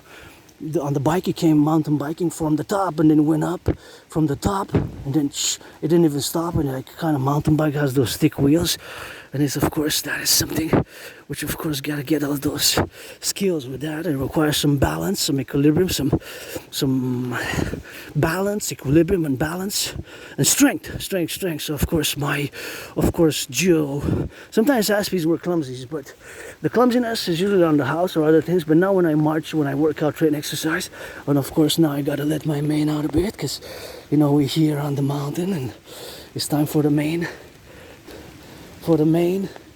event, Dragon versus Trump, inaugurating that sports complex. I guess I'm auctioning this for $1 million, auctioning the pants, auctioning the underwear, auctioning everything that I have, auctioning the underwear, auctioning everything that I got, and that is something which we got, man. That was athletic, and so you got a little bit of that speed, and that's something which we have to get together, and gotta get on that love, just love is important, and physical activity is great, and yeah, God, that was nice. That was the great athletic event, and we could have athletic events at the Coliseum like that, with the bikes in the Coliseum. Is going to be so big, 11 times bigger than the Caesar Suburbs, that we could build mountain pieces like part of the mountain. We can build it in our Coliseum, and we could have my fellow cousin there who passed me just now on the bike. We could have not just him, her, or just those who are on the bikes, and they could do that. That could be an event as well. All sports fitness events at the Imperial Coliseum 24/7. All sports fitness events at the Imperial Coliseum 24/7. That's what we're gonna do. That's what we'll do. And we're gonna build a Forgotten Goddess Temple, which was gonna be 11 times bigger than the oratory. 11 times bigger than the oratory. 11 times bigger than the oratory. And I love coming here, and this just brings me so much joy coming here, and I just love it because the air is so fresh, and it's nature, and we got to balance. I love the urban jungle and the civilization, and I love to see people working out, and I guess it's just me and my cousin, me on these toes, and other people came, but not when it rains, but me on these toes and my fellow citizen on the bike. But this has to be, I always advise people, see how loose that is? That's dangerous, because that branch can fall on them. If somebody sits there, they don't see it, and if it starts to be windy or somebody passing here, that's why I have to advise the Ami de la Montagne. See the branch there? So dangerous. It stands on nothing, really. Stands on nothing, Look at that, and that's really cool as well. Look at that. See? Look at that. That is dangerous there. See, it's just hanging on a thread. It's about to crack. See?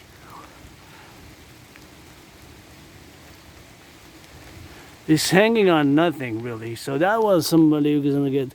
This is a loose. Maybe by next week soon is gonna be going down. It's not gonna be. It's not solid. It's cracked. It's cracked. It's cracked. It's cracked. See, so if somebody sits there, that's why in other videos you see me advising. Because like last time, a few days ago, there was a family, and I said they were about to sit, and I told them, I said, watch it. If you stand there, and you got that security risk. And of course, we're gonna build a Forgotten Goddess temple. We're gonna build the Rainbow People's Palace. The Rainbow People's Palace. The Rainbow People's Palace. Rainbow People's Palace for my fellow LGBTQ and neurodivergent community, and the House of the Dragon. The pyramid House of the Dragon, which is gonna be that scarlet red. Scarlet and red are shades of, well, scarlet and crimson are shades of red, so it's gonna be shades of red, which scarlet and crimson are shades of red thereof. So House of the Dragon, pledge your allegiance for the Republican Democratic Imperial vision on universal revolutionary centrist. My universal revolutionary centrism is tied hand in hand with the, and is for the North American centric collective, with the CIT, citizen integration theory, the DRT, that refusion theory, and the DFT, the democratic fusion theory, for the complexities thereof. And you see how beautiful to me that is, a bit of that dark brown reddish type of moss there. Yeah, you can explore the mountain here, and you know, even sometimes me, I just discover new things because there's so much for it. And I've been coming here for years and years and years, my second home. And to be honest, I think even on the island of Montreal, I think last time I left the island was 2017 with my friend when we crossed Canada coast to coast. I might have, did we go outside of the island ever? I think it's been 8 years since 2017, August, September, when I didn't even leave the island of the N.A.C.W.P, island of the Hawk, Montreal. So many years already. And I guess my life prior to 2014, I lived on the South Shore, and I gotta look for a birth certificate. Gotta look for a birth certificate. I can't find a birth certificate. I have documents from the 90s, but I have a high school diploma. I don't even know if I had it when I was living there. Documents, you know. Documents, birth certificates. It's not important, really. I know I died here on the island. I died here on the island. Nothing that I will to go back to wherever. If I was born here in Montreal, or if I was born somewhere else, you know. So it might have been that I was born somewhere else. I gotta check out my journals, I think. I mentioned possibility, or maybe a fantasy. Yes, born in Transylvania, maybe, because I got a vampire tatted on. Maybe I had a fantasy that's born in Transylvania, which is one of my songs. I'm not a vampire yet, I don't bite. Look at these beautiful ones, but I have a vampire tatted on my left side. Wow, these are so great. I gotta go here. See, look at that. Look at that, these are so gorgeous. They're so yellow, man. I just touch it now, so nice. I really love what they did here. This is so nice for the public garden, you know, that I get it for the red, and that is something which we got, and something which we got now to doing, and just so gorgeous now. Just so gorgeous. So gorgeous now. So gorgeous now. That is something which we have to operate on. Of course, we have to, come here, and we have to get that loving here where we are, on the situational aspect of where we are, to be here at the top of the mountain. And of course, the top of the mountain is something which I love to come here. You see, is the Imperial headquarters. We gotta add some flags, United States flags. We gotta add some dragon flags, and we gotta add, of course, another flag. Here's the 63 Imperial. We're gonna be, of course, to get it at the top of the mountain. Here we are. You can check a little bit of that. That's my favorite skyscraper there, the pyramid. My brothers and sisters in the 50 states, and you can check here, October 2nd. October 2nd, of course, 1535. And of course, this is French and this is English. So this was a long time ago. October 2nd of October 1535, you check about the Jacques Cartier. And of course, you can see it, a little bit of that rock and roll to get it there. And that is beautiful here, the beautification of the things where we have here. Of course, to get it going where we are now. And of course, where we are, the plurality, to see all this beauty and how they built the top there, to build at the top there, to get it on the go. And we got to get it on now, of course. course, for the butchers, bakers, nurses, doctors, and the firefighters, and the electricians, the plumbers, and all those involved in the production, distribution of food. And that is something where we have, of course, to appellate and communicate, on our interjections, that we can see this beautiful artistic place where we are. This shows Mont Saint-Hilaire. So the mountains are over there, and the southern border is over there. So that is, of course, the 50 states where you can find for yourself. And we're gonna go in the woods. We didn't want to spend a long time here. That it is something where we have, and that it is something where we got to get doing like that. And we gotta get, of course, to the appellation, the consequential manners of where we are now. And of course, we gotta evaluate, of course, the building of the buildings. Imagine the firefighters, butchers, bakers, nurses, electricians, the plumbers, the nurses, the doctors, firefighters. Consequently, the river, of course, is there where we have. And of course, we got it surrounded by a big river, which is, of course, the Hawk Island, Montreal, the island of the Hawk. We have it, of course, 24/7. It surrounds us. It goes around about the island of the Hawk, which you can see here. The proposition, of course, to getting on the go, and we got to get it on now, to get it on though. So it's something which, of course, we have to be doing, of course, now, to getting on the go, So that is something which we have to be. And the water there to got it, the water, to get on that appellative manner, that is something which we have, So it's something which we got to be consequently imagining all the other things that we have, So that is something which we have to do. Beautification. You look at this beautification. Thank you. I want this at the Imperial People's Coliseum, at the House of the Dragon, and of course other things at the House of the Dragon and the Imperial Coliseum, at the Forgotten Goddess Temple. At the Forgotten Goddess Temple, I want that everywhere. That's where I want it. And of course, that is the beautification of the temperaments, which of course we have to do, and we have to appellate, all the consequential things where we are now involved, and where we are, of course, on the left or right on the spectrum. Now that this is beautification of the cities, and we gotta get it on the go. So we have to get it on that left, right, and Z, and we have, of course, to co-equivalently appellate, and of course all the integral aspects. But that is just so gorgeous. I just love it. Thank you. Just those colors at the Forgotten Goddess Temple, at the Imperial People's Coliseum. We have to get to the Imperial People's Coliseum, and that is just something where we have to build together. The Imperial People's Coliseum, we got to get it on that building thereof, and of course on the situational stanzas where we are, with the prepositions of where we are, the manifestations thereof of all our integral aspects of the plateau. And now I'm going to discuss the DMAA before I get into the direct military action and assistance. We're going to discuss the DRT thereafter in consequence. So suffice it to discuss again the DMAA, because I've introduced it last time. So now we're going to focus again on geopolitics. So back now, but keep in mind that I predicted what's happening now, as I consequently of course predicted it back then, and of course still predicting it. Okay, it's important to know that I did not predict the current deterioration of relations with the United States, for example. So I have to state that I did not predict the current deterioration of relations with the United States. I have to predict and say clearly that what's new that I have to take into account since about March, that since January, basically the second Trump administration, is the global trade war started by Donald Trump. But I predicted a global world war and international conflagration. So in many ways, yes, a trade war is part of wars, right? Where they're connected, interconnected. So it's part of a war. Trade war is also war. But I did not predict the deterioration of relations with the United States. I did not predict the deterioration of relations with the United States. So that I did not predict. So I did not predict the deterioration of relations with the United States. And of course, I got to sound the alarm, because I've been sounding the alarm since 2019. That, of course, is got to be consequently, of course, the appellation, of course, where we are now, that I predicted back in 2019, of course, the situation in the general manner that's unfolding now. But I did not predict the current deterioration and escalation and continuance of the trade war with the United States. The trade war with the United States. So that I did not predict, right?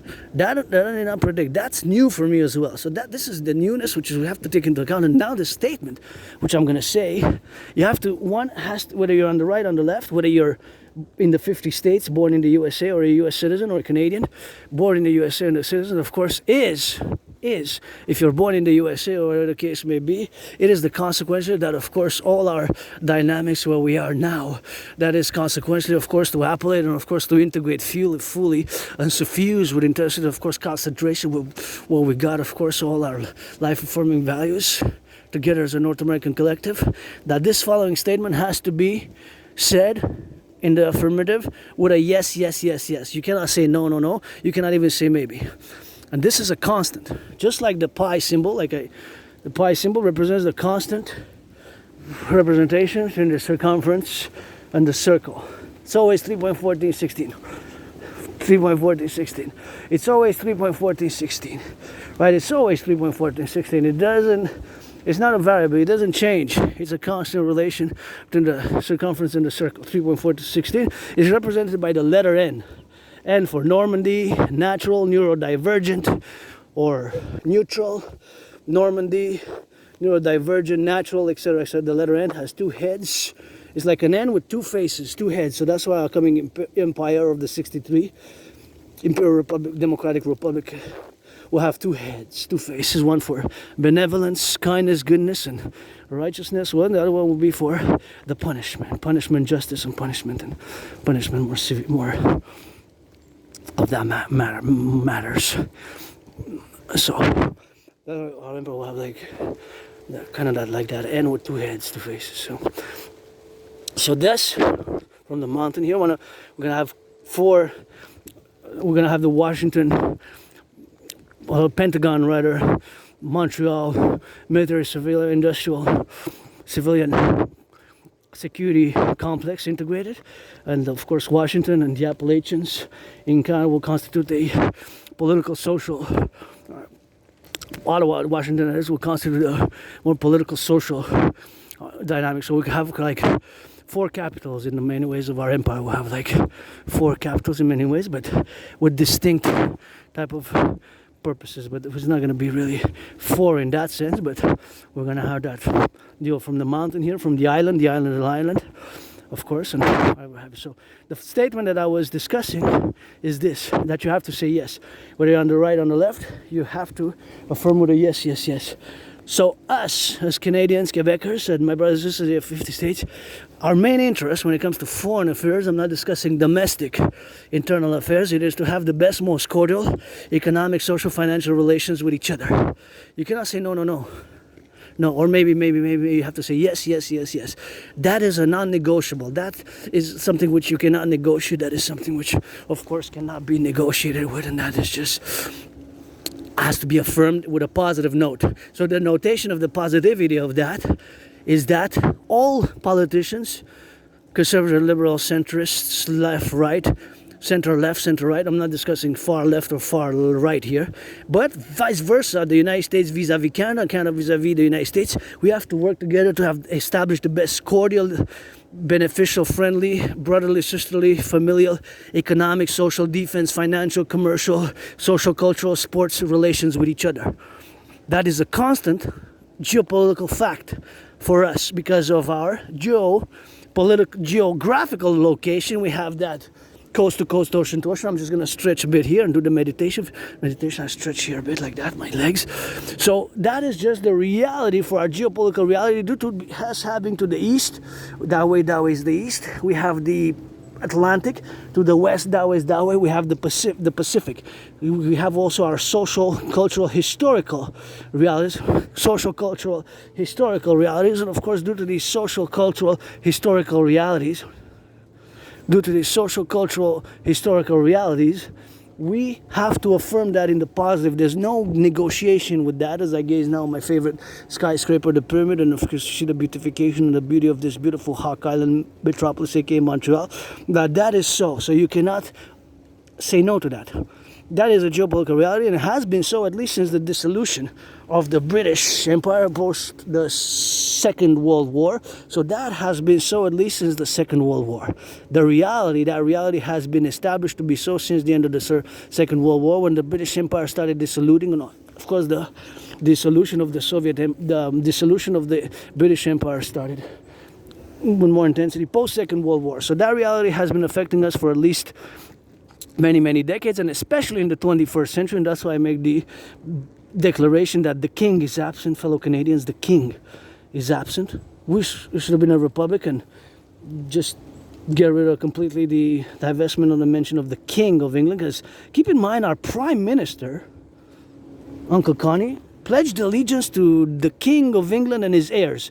Our Prime Minister Connie, pledged allegiance to the King of England and his heirs. Our Prime Minister Connie pledged allegiance to the King of England and his heirs. Our allegiance is going to be to those who join us, the people, which are going to fuse 44 million plus 340, a vast new territorial, and we're going to merge the North and the South into the perpetual Imperial Democratic Republic. Canada, United States, into the 63 complex, because it's now one state. Granddaddy Trump, we're going to add 13 new states, but we're going to have a mass constitutional reform. Mass constitutional reform reflecting the 21st century geographical realities, and of course the fact that via my DRTT, the debt fusion tree, and the creation of the common central bank and the creation of the UE, we're going to mass create this fusion for total security service and defense and rehabilitation of the population by providing billion social housing and a mass public-private partnership and mass financing of healthcare. So it's a mass public-private partnership. Consequently, the creation of the N.A.C.W.P, the North American Collective Workers' Party, aka Phoenix People's Party, with the Global Dragon Union, and etc., all the constituencies thereof which are to be created. The two complementary covenant and cooperative institutions. So we have to state, and we have to say yes, that our main interest is to have the best, most cordial economic, social, financial relations with the United States. There's no way out of that. We have that established. There's no way out of that. We have that established. We have that established now, you know. So having that we established that, there's no other way out of that. There's no other way out of that. So that has been established, and you have to say yes to that, right? You cannot say no to that. You cannot oppose that. You cannot negotiate with that geopolitical reality. That's geopolitics. That's the real geopolitics, and that's just how it is. And it is so. Has been so for decades. It's so in the 21st century, and it will be so. That's why when I get goosebumps when I discuss it. You know, I get goosebumps when I discuss it. That unfortunately, since August 1st, and this is serious and this is alarming, since August 1st, Canada were in a problematic stance because the tariffs on Canada by the Trump administration have increased on Canadian goods. Now, also what's alarming is the language which has changed, and we are now designating Canada as an unusual and extraordinary threat to the American people. We are designated as an unusual and extraordinary threat to the American people. We are designated as an unusual and extraordinary threat to the American people. Do you realize that the word unusual and extraordinary threat is alarming? And on the whitehouse.gov, you can see yourself the dictums and of course the declaration officially in black and white written. Why? And that's dated August 1st when Trump administration made the decision to increase the tariffs imposed on Canada of the ongoing trade war. So I did not predict the deterioration of relations with the United States, right? So now, because as it's written there, we have lacked coordination. Our law enforcement has lacked, of course, coordination with the United States Armed Forces, has lacked coordination with the United States Armed Forces. They have lacked coordination. Now, cooperation entails a certain level of coordination, and cooperation not necessarily entails coordination, right? But they're interrelated. So, of course, that is something which, of course, we have to conjugate, of course, say, in the whole appellation, the whole dictums where we are now. That is the reality due to, of course, supposedly the amount of fentanyl that was crossing into the United States at that point in time by August 1st has tripled from last year, right? Has tripled. Now, this fentanyl, more and more, I'm placing it, as I discussed yesterday, after listening to carefully the analysis, that it seems that this transnational criminal syndicate organized groups are actually tampering, and that's fentanyl placed a lot on the market due to the high mortality overdose rate. It seems that it's more of a bioweapon than an actual drug. Because since if you want somebody to consume drugs, you want him or her to buy regularly. The drugs to be bought and purchased regularly, while the drugs to be bought and purchased regularly, if more and more people are dying, if so mortal or lethal, doesn't make sense, unless maybe it's an organization with transnational criminal syndicate organized groups. And because of my theory from yesterday, which I'm going to discuss today, the DMAA, the direct military inaction or action or assistance provided by NATO member countries to non-NATO member conflicts, because that can potentially create these consequences. So the DMAA I'm going to discuss a bit before I discuss the DRT. Super important. I introduced it, and it requires an extensive discussion to fully grasp the theories, the realities, because it's a real theory which creates a certain wisdom for us to act today and for the long term, consequentially in the long-term strategic NATO complex, which has been an organization since 1949. Celebrated this year 75 years. Last year celebrated for 75 years. 75, right? So for the next 21st century, by the time the NATO alliance will reach 100 years, and we're going to formulate it according to the Draconis 911 total security, total service, total defense, philosophical protocols for total integration with citizenry, for total SSD, security, service, and defense theory, and of course the total mobile defense theory, the TMDT. When you add it, this of course has to be complementary. Concluded, of course, that when we add that S, the theory becomes a system. So that system implementation is, of course, for total SSD, security, service, and defense, and requires a mass public-private partnership, fundamentally. So that is just the reality. You have to say yes to that statement. According before that, we have to have the best economic, social, financial, military relations with the United States. Right, that is non-negotiable. We cannot negotiate with that fact, with that geopolitical fact. It's non-negotiable, and it is so. And more than 75% of our exports are headed toward the United States, right? So the fact that since August 1st we're designated as an unusual and extraordinary threat is really alarming. And it's mentioned there also that potentially the fentanyl, which has crossed in 2025, while the fiscal year has not been yet over, could have potentially killed 16 million Americans. Now, 16 million Americans. That's almost half the population of Canada. And the RCMP, there are Royal Canadian Mounted Police, the Mounties, our federal police, which of course co-equivalents with the FBI.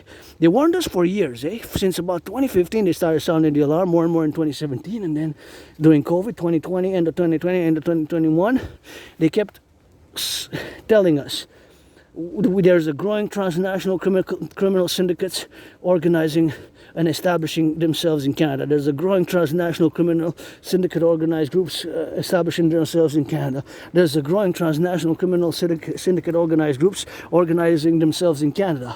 And last year what happened? Last year, of course, there was the biggest ever seizure on October 25th, 2024. Just last year, hasn't even been a year yet. It hasn't even been a year yet, but nonetheless, in 25th of October 2024, last year is going to be a year, this 25th of October, the RCMP dismantled the biggest ever super lab in Canadian history, and supposedly the amount of doses, fentanyl doses, which potentially could have been 95 million, which could have potentially killed the population of Canada twice over. Can you imagine? 88 million, Canada like 40 million then back then, like 44 million now, last year, 44 million about. Times two, that's about 88 million. So twice over, that much fentanyl is so potent. So is there a tampering? Is there some tampering that's been occurring with this fentanyl, and what's going on here? Is it really a drug, or it's a covert bioweapon? That's an open question. So the RCMP warned us for a decade now. Since at least 2015, there's a growing transnational criminal syndicate organized groups, and this super lab was run by a transnational criminal syndicate organization, right? That comes from other places. So, and it could be even in links with the foreign governments. These transnational criminal syndicate groups, these transnational criminal organized groups, these transnational criminal organized syndicates, right? Which that super lab, biggest ever in Canada, and they seized weapons and drugs, and supposedly just 4 days ago, I saw it was already on the news that supposedly the DEA, Drug Enforcement Agency, has warned the RCMP, and they had warned us, and yeah, some uncooperation, and we have to learn more about it. That's why the way to my theory is best, and to fuse the FBI and the RCMP and into the total Imperium Republican SSD complex of my theories for the new North American Dragon 911 protocols for total security, total service, total defense, and of course the insurance of freedom, and which will also entail great humanitarian, compassionate by action and by offering second chances, third, even fourth chances, and depending on the variables, the discernment thereof, and rehabilitation of our brothers and sisters, people who are suffering economically, financially, commercially, or in other ways who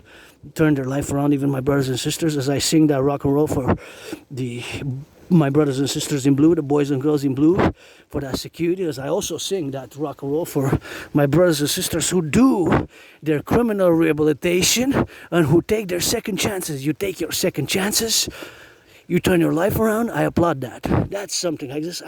Maybe I was saved to save somebody else, because I could have died there in that moldy underground place, and could have died of COVID. I could have died in that surprise attack, and could have died of drugs myself. Could have died of alcohol. Here I am today, financially stressed. And if you're 18 plus, black or white or black, man or woman, you want to exchange massages, don't waste my time. I won't waste yours. Or do that boogie. Black and white and rainbow and androgynous pansexual. I have a weird sexuality, but no need to blackmail me. Secret services of China, secret services of Russia, secret services of Russia, secret services of Russia, secret services of Russia, and that is something which we have to be, That is something which we have to be, something which we gotta get on that population, of course, to be on that go, to get it on the left, right, Z, and that is something which we, of course, have to be watching for each other here as we go. I'm not gonna go there, but of course I'm not gonna go on the side of those things where we are appellative about. My brothers and sisters, citizens there running and jogging, and I gotta get, of course, on the side here. And of course these stairs, you can check a little bit, you have that dimension, of course, of the checkings and all these dimensions where we have, of course, now, and we gotta get it on that rock and roll, and that is just something where we have, of course, to get the domains, names, appellations, and my fellow citizens there jogging safely and probably safely, and friends with benefits only, don't waste my time, I won't waste yours, and that's it. We're going to ensure secure freedom, and we need to do lots of good. So the DMAA now, the direct military assistance or action. Direct military assistance or action. The DMA, the DMAA, the direct military assistance and action. That, of course, stipulates that the main premise, the ideas, theories, principles behind it is that this, where it's related only to NATO, right? And when DMAA is only in relation to NATO countries undertaking, engaging in DMA, direct military assistance or action, so it has nothing to do with humanitarian here, nothing to do with compassion. Gotta give a shout out to my anonymous friend who I had a discussion about it and pinpointed certain aspects and relations of how this domain dynamic can be often misunderstood in the calculations where we have, of course, the situational awareness where we are engaged, of course, in all the dictums where we are now, and we have, of course, the dictums where we appellate and where we have to consequently, of course, do all the things which we do, and we have to get, of course, that this has consequences, which one consequence possibilities could be that those countries in alliances who are non-NATO countries could potentially finance transnational criminal syndicate organized groups to foment riots, unrest, and even lace fentanyl or bioweapon or XYZ criminality in Canada, for example, because of the DMAA. So one example could be Ukraine, Russia, Ukraine. Ukraine is not and was not part of NATO, right? It is not and was not part of NATO. However, we not only take not only was humanitarian aid provided, right? But we, NATO, well, not me, I didn't make the decision, but it was DMAA has occurred, which stands for Direct Military Assistance or Action. So action by a NATO country or NATO collective against or involving in a conflict which is non-NATO, which is between countries, regions which are not NATO affiliated. It could be China, Taiwan, it could be Russia, Ukraine, it could be Israel. Israel is not part of NATO. Israel, the Middle East, anything else, you know. And of course, that is something which of course has to be understood. And of course, that is something which has to be understood fully with 100% equivocacy and 100% saturity, and it takes a level of wisdom. So the DMA, direct military action or assistance, whether it has to be military related here, so nothing to do with providing food, for example, right? But military assistance. It's only military assistance or action. For example, NATO planes bombarding, F-16s from NATO bombarding Yugoslavia. It could be one taking bombardment in Libya, in Syria against ISIL, and of course in Iraq or other places, right? That could create these potential consequences. The DMAA, direct military action or assistance. So assistance can be providing training, providing helmets, providing weaponry, munitions, tanks, ammunitions, armaments, weaponry, pistols, grenades, etc., etc., etc., etc.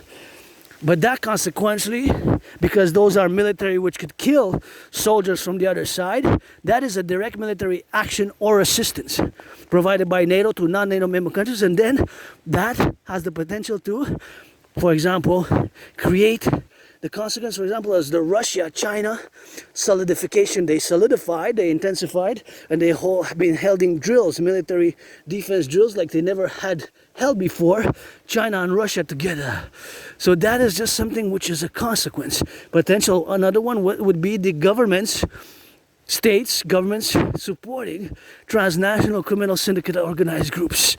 Transnational criminal syndicate organized groups, such as that transnational criminal syndicate organized groups, which the RCMP dismantled, the biggest ever super lab in Canadian history, on October 25th, 2025, last year. You follow? Yeah.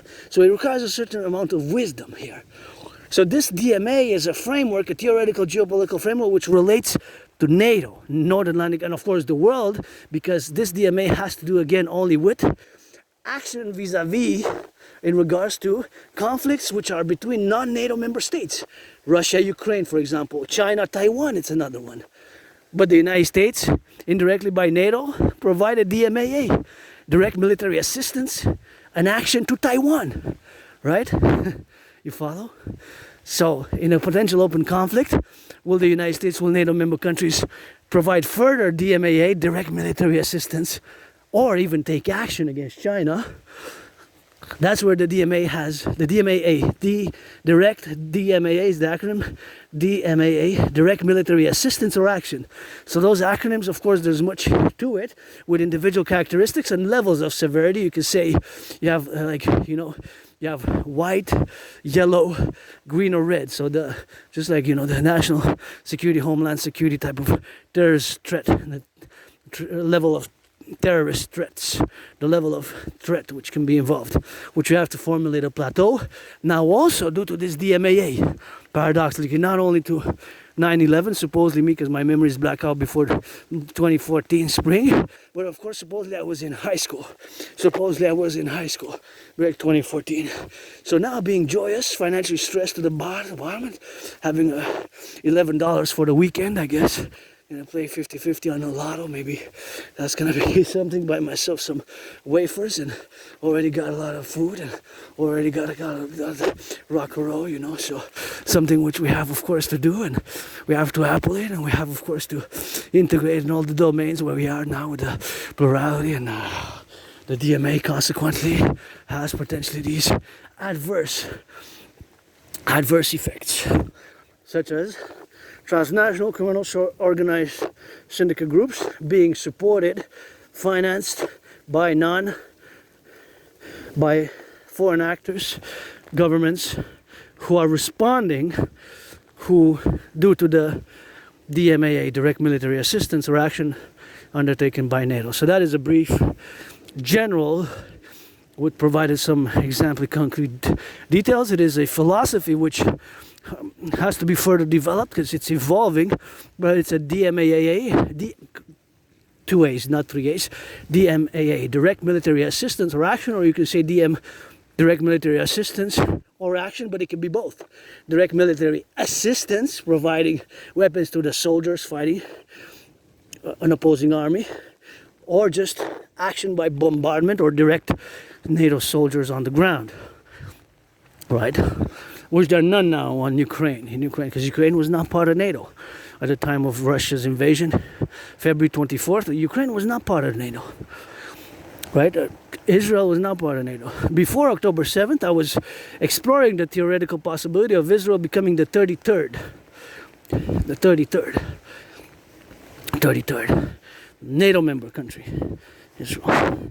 I guess we could still explore. I guess we'll have to have a ceasefire and a solution, and then for further 21st century there would have to be, if Israel would join, but before joining there would have, I guess, to be some conclusion to the war that's ongoing, to what's undergoing in Gaza and in the Middle East in relation to the conflict between Israel-Palestine, Israel-Hamas, the idea of Hamas, and, which is a conflict again which dates from the 20th century.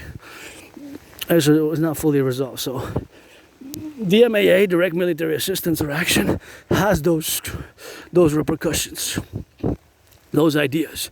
And of course those ideas are revolved themselves around all the things where we are and where we live to be now, out of the situational complexities where we are, to get now doing and getting now on the left right Z, to get on the now and getting for the left and for the right. And that's something which we got, to get appellated, of course, to take the consequential insistence that this DMAA is applicable and has applications. I see some lightning, some thunder, has these applications, has these applications and has these notations where we gotta get on that level of the life-forming actions. And my brothers and sisters, dearest cousins, I'd love to get that match me, but of course it's something where we have to apply. Of course we have to conjugate in the internal spheres of our dynamic and the full understanding of the full spectrum of ranges, which encompasses the philosophical theory, geopolitical philosophical theory, as it relates for NATO to the world, for NATO to the world, known as the DMAA, which I did a little bit of a brief introduction and further explanation today, as I did yesterday. Direct military assistance or action has consequences, potential consequences, which can be adverse and even maybe, which I guess is speculative, but it's possible that the transnational criminal syndicate organized groups, which were involved in the biggest ever super lab, right? Which were involved in the biggest ever super lab, which were involved in the biggest super lab for the creation of course, of fentanyl, which was involved in the biggest ever super lab. That is, of course, the possibility of having been somehow related to the DMAA, direct military action or assistance on action. You can interchange the double A's as by an individual to individual specific case, such as, for example, the bombing of Yugoslavia, the Libyan intervention, the Syrian intervention, Iraq intervention by NATO, and furthermore now providing arms and assistance, military assistance.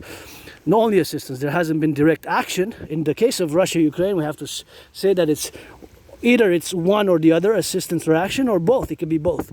In the case of Russia-Ukraine, it's only, for now, assistance. DMA, direct military assistance, right? So it's choosing between both, or it's possible that both are realities, as in the case of the Libyan civil war, as both assistance to the rebels was provided, military assistance and training, and both direct bombardment by NATO army planes, right? So that's what we're going to conclude on that. If you want a finance commission, I would be grateful, thankful to. This is my domain. This is what I am as an artist, athlete, philosopher, and geopolitical theoretical analyst and theorist, strategist, developing strategies for the North American collective fundamentally, and for the NATO complex.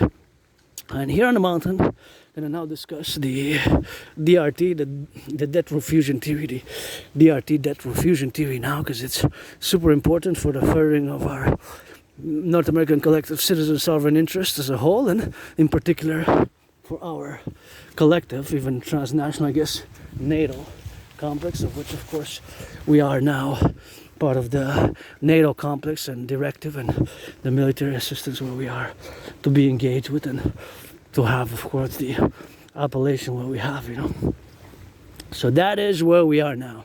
So the DMAA, direct military assistance or action, direct military assistance or action, DMAA, direct military assistance or action, we close that. We're going to come back to it. Anybody wants to finance a in-depth 3-hour-long discussion about the DMAA piece, please feel free, and of course to get done with that DMAA. So now that we are, of course, appellated or instituted in that conversation, of course, we have, of course, to appellate and, of course, get, of course, on the situational awareness of the need for the DRT, the debt refusion to DRT, So that is something which we have, of course, on the consequential appellation, DRT, debt refusion to DRT, debt refusion to. It is the solution, or something similar to it is potentially the solution, which of course can make us the engaging aspect, or engaging, or actually not just engaging only, but of course imposing it, or rather, of course, than saying imposing, is implementing my DRT theory is a necessary at this point in time, or something very similar to my DRT theory. Debt refusion theory is a further requirement, and of course, because of the four main problems which we are faced with, which can be in different orders for different individuals, but the majority of the Canadian citizens and my brothers and sisters in the USA, the majority of the Canadian, my brothers and sisters in Canada, my brothers and sisters in Canada, and of course my brothers and sisters in the USA are, of course, faced with this, of course, increasing manner, of course, of being, of course, affected in any way, of shape or form, and indirectly or more directly, like myself, by these four main problems. The majority of the population, both in the US, United States of America, and in Canada, it's applicable to the vast majority of the population who suffer economically, financially, commercially by these four.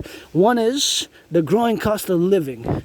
In the past 3.5 years, we have seen the prices go up and up and up and up, and every day, every week, the prices keep going up, and that's the problem, right? It seems to be this haven't stabilized. It seems that they're still going up.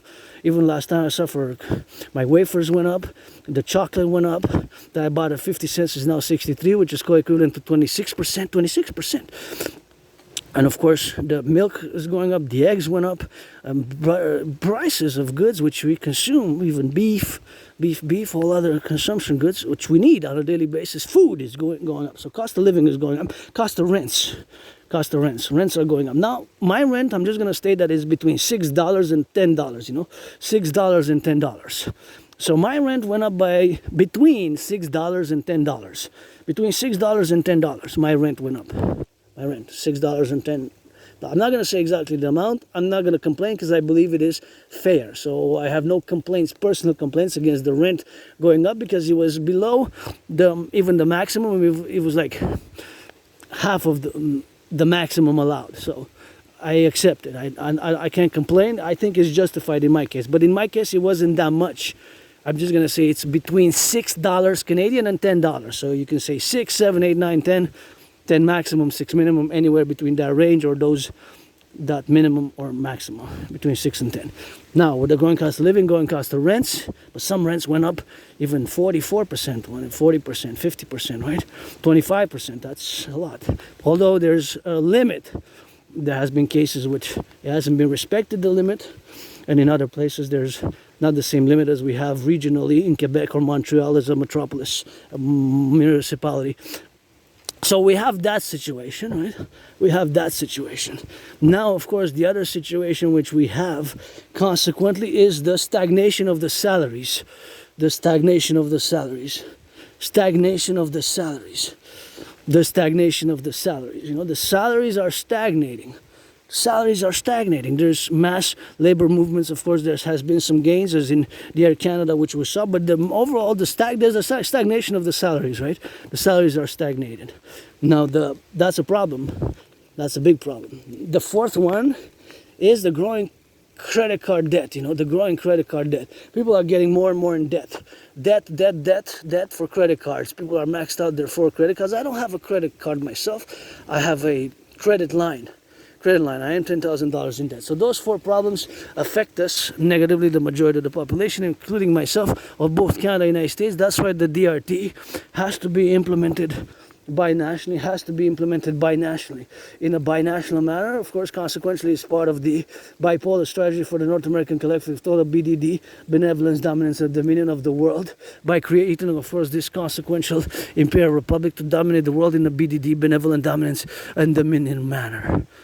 With a benevolent dominance and dominion of the world by this bipolar strategy, not to be confused with the psychological condition. When I make reference to the bipolar strategy, is of course merely and only an operational as a geopolitical strategy to implement the DRT, to create the fusion, Imperial Republican Democratic fusion of Canada and the United States into the 63 Imperial SSD complex, and to implement my DRT and the creation of the UE thereof, for total BDD, benevolent, dominance, and dominion, consequently creating the 2 complementary covenant and cooperative institutions of the Dragon Army, aka Imperial SSD Legion, with the integrated dance league, of course, to be for the environment, environmental education and action, and of course to consequently, and of course, say and make the statement, of course, that it requires a mass public-private partnership. So the DRT now, the debt fusion theory. So, wow, look at that. I'm just going to stretch a bit here. I'm not going to sit on that, but I'm just going to put my leg there to stretch a bit. So my DRT theory includes monetary integration.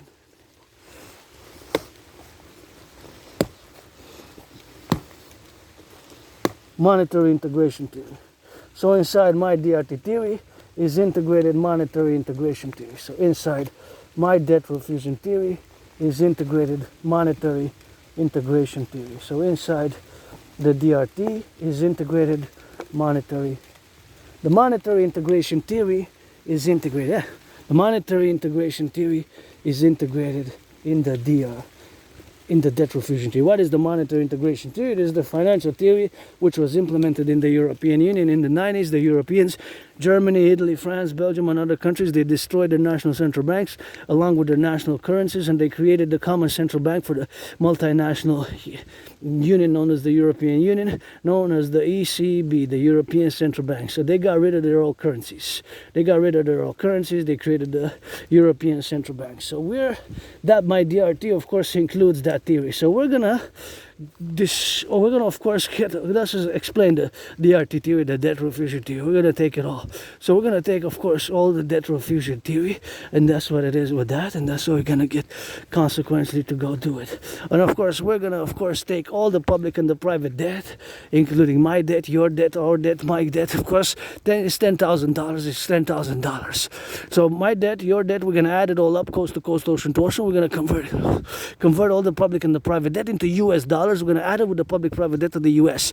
That money is going to be the initial money supply, which of course is going to be the initial money supply for a new central bank, which we're going to create, the Imperial Republican Central Bank, as we're going to fuse Canada and the United States and create the currency.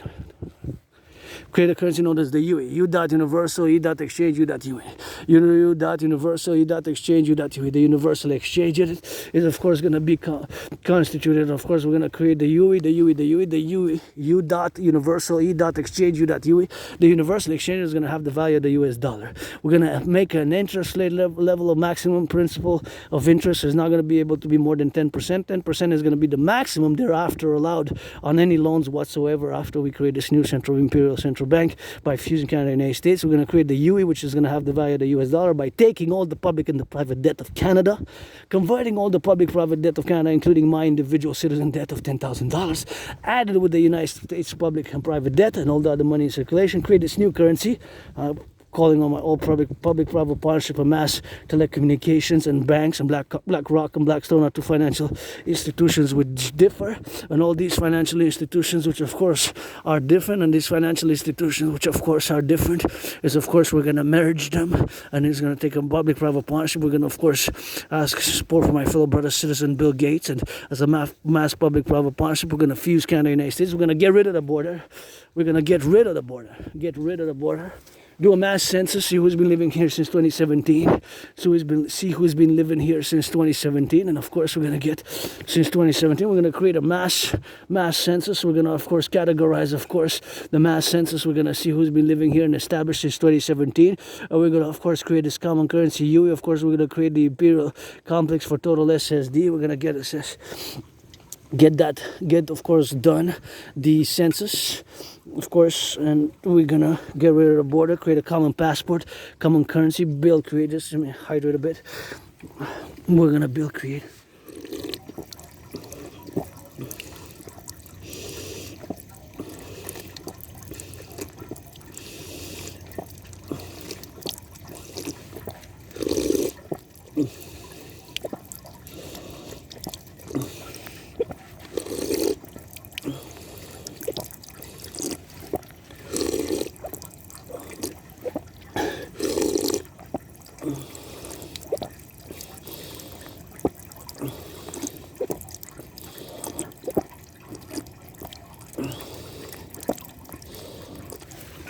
And of course, we're going to create consequently this two public-private partnerships, and we're going to fuse the RCMP and the FBI.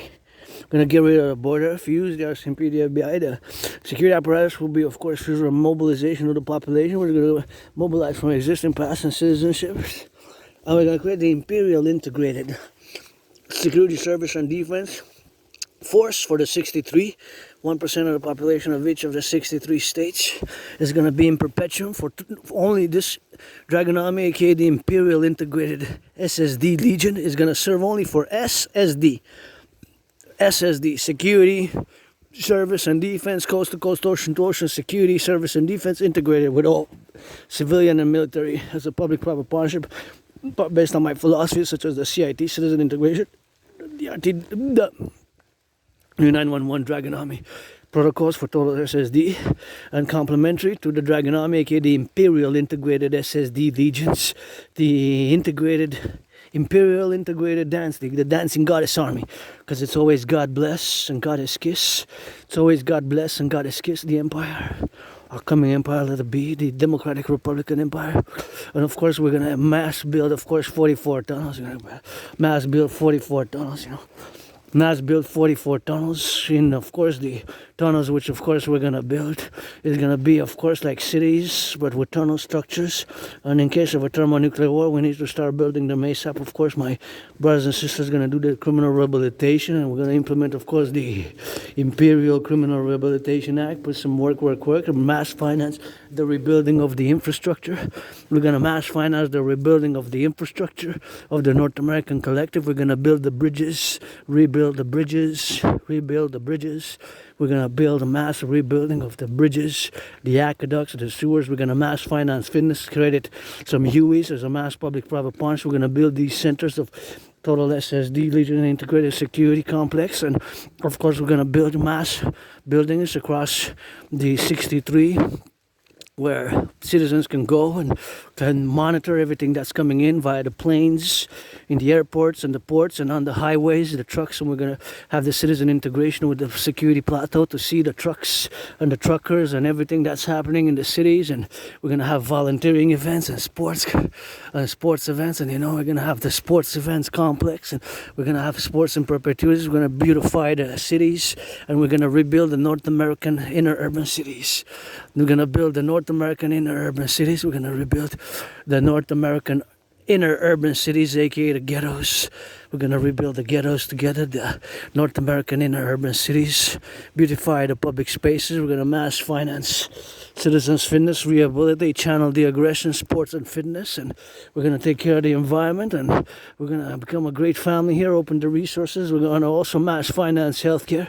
It's going to be a dual public-private partnership system. We're going to mass incorporate, infuse in both the private sector, mass financing, and it's going to be a PPP, a massive PPPR empire, public-private partnership concorded for the 21st century. We're going to help support mass rehabilitation of our brothers and sisters who have the volition for rehabilitation, who have the will and the volition for rehabilitation, who have the will and the volition for rehabilitation, in a mass will and volition for rehabilitation thereof, mass rehabilitation of our homeless population, provide skills to those who want to stop maybe their addictions, their alcohol, drug addictions, and just do lots of good in the public-private partnership. So it's going to be a benevolent empire, but also like that end, two-faced, two-headed, for also a punishing empire. And we're going to reconcile with the communities who come to join our perpetual imperial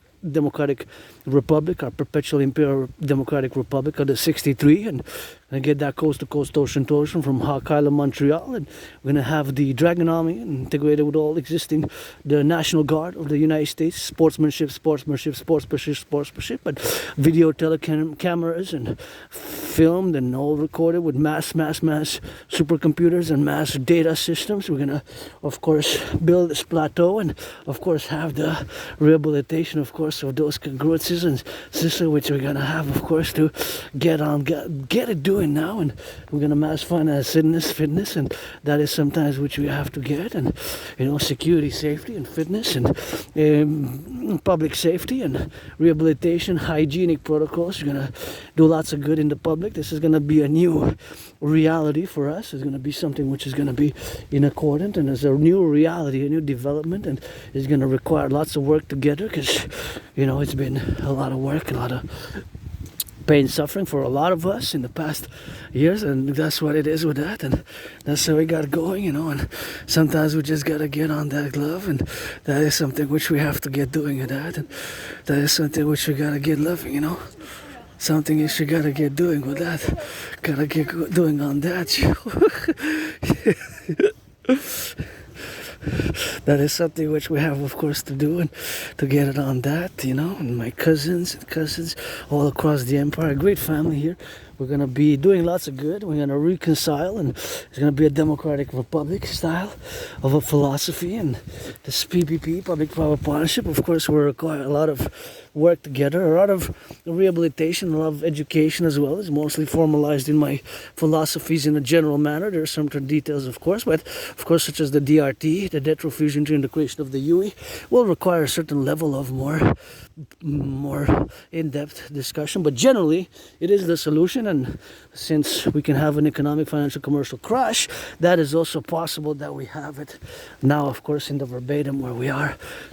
To get ourselves with some French, because we're in La Belle Province. So here, whence we made what I call the great linguistic compromise, which we have, of course, to adhere and make the French language, and I have to do it, and that's something which we have to do. So pledge your allegiance to our family, formulate, integrate, meditate, encouraging all to work out, and we're going to finance working out. We're going to build those 44 tunnels. We're going to get into the golden hawk dome. We're going to build more satellites, and we're going to integrate our CSIS and the NSA, and we're going to have the Imperial Security Ministries. There's going to be basically 4 main ministries of security, service, and defense. The SSD ministry. We're going to have the Ministry of Love. We're going to have love and wellness and recreation. We're going to have the Ministry of Insurance of Freedom and Liberty. And we're going to have the Ministry of Public Works and Rehabilitation.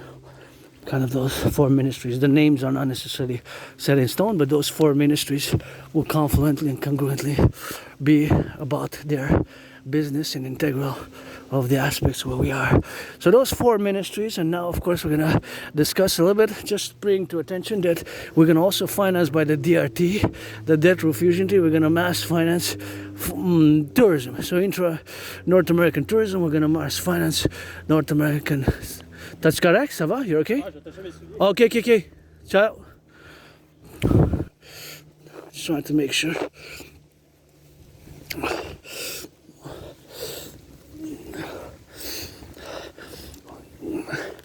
That's what it is with that. And it was tying his shoes. Let me check me. Maybe I'm going to trip and bury a third of me here, Papa Crawley, New Jersey, and a third of me, of course, at the pyramid. And sometimes there's branches falling, so I wasn't sure. I gotta check out for my fellow brothers and sisters, and that is something which we're gonna look out for each other. The Dragon Army. We're gonna encourage people to work out, encourage people to train, and see if they got food. We're gonna finance 4 days a year, not 4 days a year. This is going to be seasonal for tourism, because we're going to mass finance tourism for recreation, of course, for establishing a strong esprit de corps. It could be extended to NATO, but for our empire first and foremost. And of course, across the 63, each and every citizen 16 years of age will be provided regardless of work. That's why we need to do the census and the card, the integrated ID, the integrated imperial ID. We're gonna have the integrated imperial ID, and we're gonna, of course, formulate, and we're gonna mass finance tourism basically, this is a poem in French here. This speaks about the time, the wind, no time, but the wind, imagination, the smile, and the light. Just several phrases, but it's a nice one. We got to speak some of that French. So, of course, consequently, we're every season, so we got 4 seasons. We're going to have 4 seasons in the empire. Here on the island, we got 4 seasons: spring, summer, autumn, winter. Every of those 4, spring, summer, autumn, winter, 4 days each season. So 4 days for spring, 4 days for summer, 4 days for autumn, 4 days for winter. Now, one can take them, add them up, and co-equivalent take 16. You can join them and do 16, accumulate. So you accumulate, but you have to use them within a few years' time. Otherwise, you kind of lose them. So if you can't, let's say, 16, and then 16. You cannot do that, extend them to have a few months. You have to take them within a certain period, let's say 3.5 years. So let's say you can't accumulate more than 50 days. When you reach a certain level, or 44, let's say, because 4 times 11, that's 44. If you have 44 days, you have to use those 44 days. Otherwise, we have to have a standard. If you don't, you lose them. So use them or lose them, basically, right? Because it's going to be a system. So we're going to finance 4 days. 4 days. Our citizens are going to be financed. This event, this reality of course, having everything paid, hotels, motels, expenses on the availability, of course, because it's going to be cyclical, right? So depending who takes them, but it's going to be a mass public-private partnership for the empire's recreation and wellness and love ministry, the Ministry of Love. We're going to finance this 4 days, times 4, 16 days a year. You can take the 4 days at the end of a 3-month cycle, which is going to be the seasons, basically equinox, when the equinox occurs, and September 21st, September 22nd, March 20th, December 21st, etc. The equinox, the days of the equinox, the solstice, the equinox, so 4 times. So then is when a citizen will be credited right away. All right, so you see what's available, and you see when you can take those days. But food, transport, and shelter will be provided.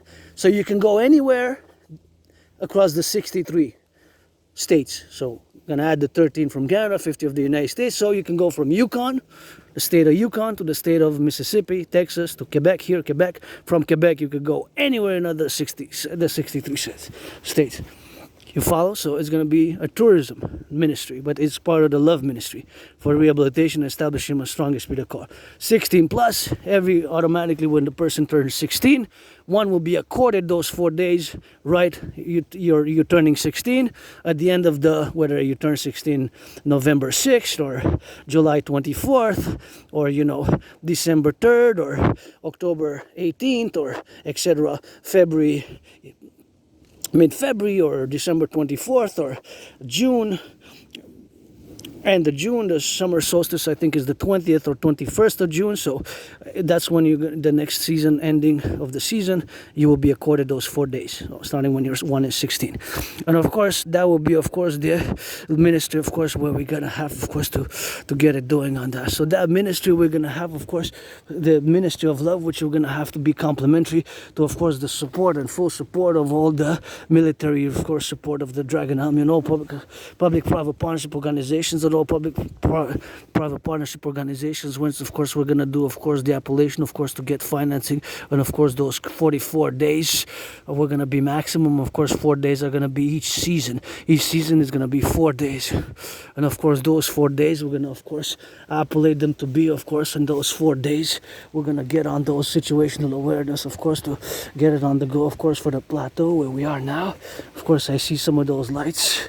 I see some of those lights. We're gonna go further on the right side. See of course where we got now the situational awareness that those 4 days are gonna be of course appellated in the integrity of the manner where we are now situated to get of course on the solutions of course for the empire where we are of course now in the national complex of course of the situational awareness where we are on those levels of the well-being, and of course those well-being of the troops of course where we got to be financing those 4 days, and of course get to financing of course to do and to be, and of course to get the solution, the soluble solution for the wellness and rehabilitation of course of these situations is that we need it, and we're gonna need it. So 4 days times 4, whatever the case may be, you know, the 4 days times 4 and something which we're gonna have to be, and we're gonna have to be concordiate about it, and we're gonna have the situational awareness to get on the tourism financing. So 4 days every season, so that's 4 times 4, that's of course 16. 4 times 4, that's 16, maximum to 44. When you have 44 you get a notice, you have to use it, you have 3 months to use it. So that's going to be the Imperial Ministry. So you can go from any other state of the 63 in the empire, and food, with a fast food, some food, of course, the accreditation of the UEs up to a certain amount. You're not going to fine dine 44 bottles of wine or 11 bottles of wine there.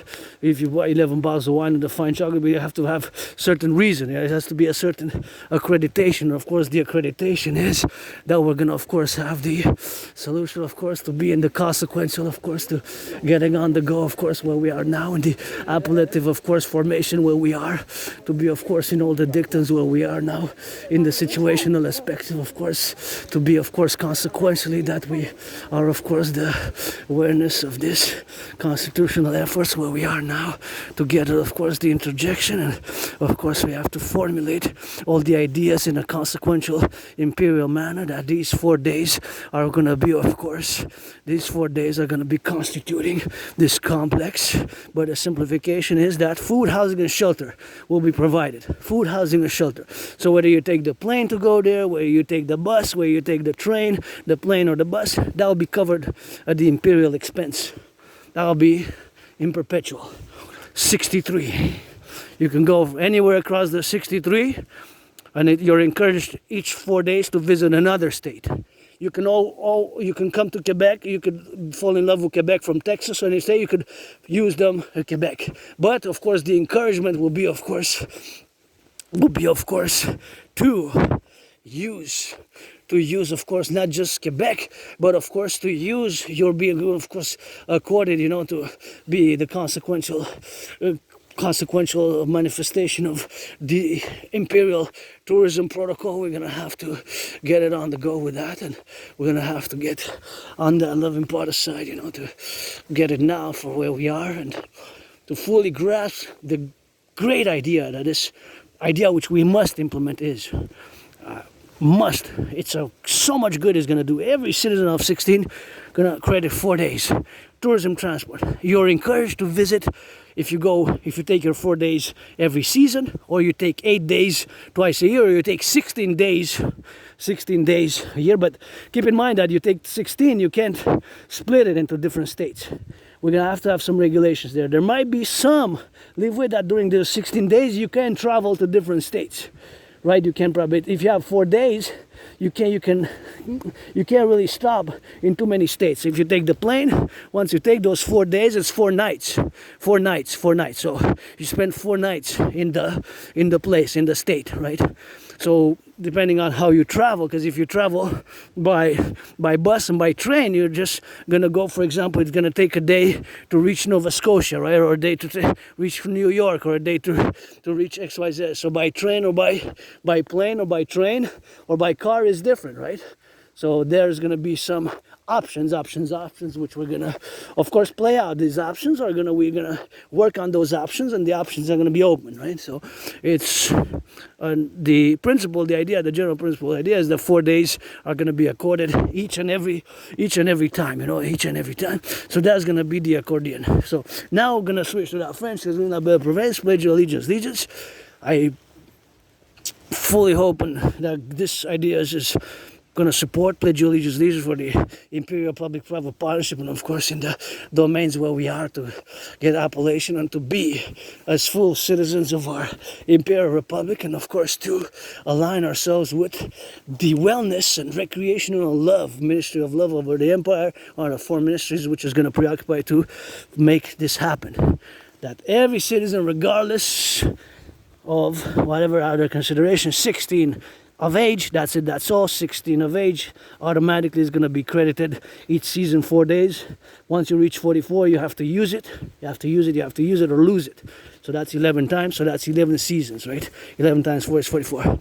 French, que la belle province, bienvenue Québécois, je suis la montagne et mouille, mais ça ne me dérange pas, je viens bien sûr de toute manière à la montagne, je viens de voir des cousins et cousines de la famille qui viennent jogger, bien sûr, c'est pour l'été allégeance Légion, je m'entraîne, je suis de bonne humeur, je filais pas de 100% tantôt, mais là quand j'ai commencé à m'entraîner, ça a commencé à me sentir mieux, vous savez que je vis une crise financière, mais j'ai payé mon loyer, je dois dire ma gratitude, j'ai payé mon loyer, payé ma facture d'électricité, j'ai payé aussi mon téléphone, j'ai payé ces 3 factures, j'ai du café et du thé, bien sûr. Fait que le café et du thé, ça me fait du bien. Puis surtout que j'ai des bananes chez nous, je vais manger ça que je sois de retour. Puis j'ai de quoi me nourrir. C'est sûr que là, en septembre, je vais devoir survivre avec 875 $.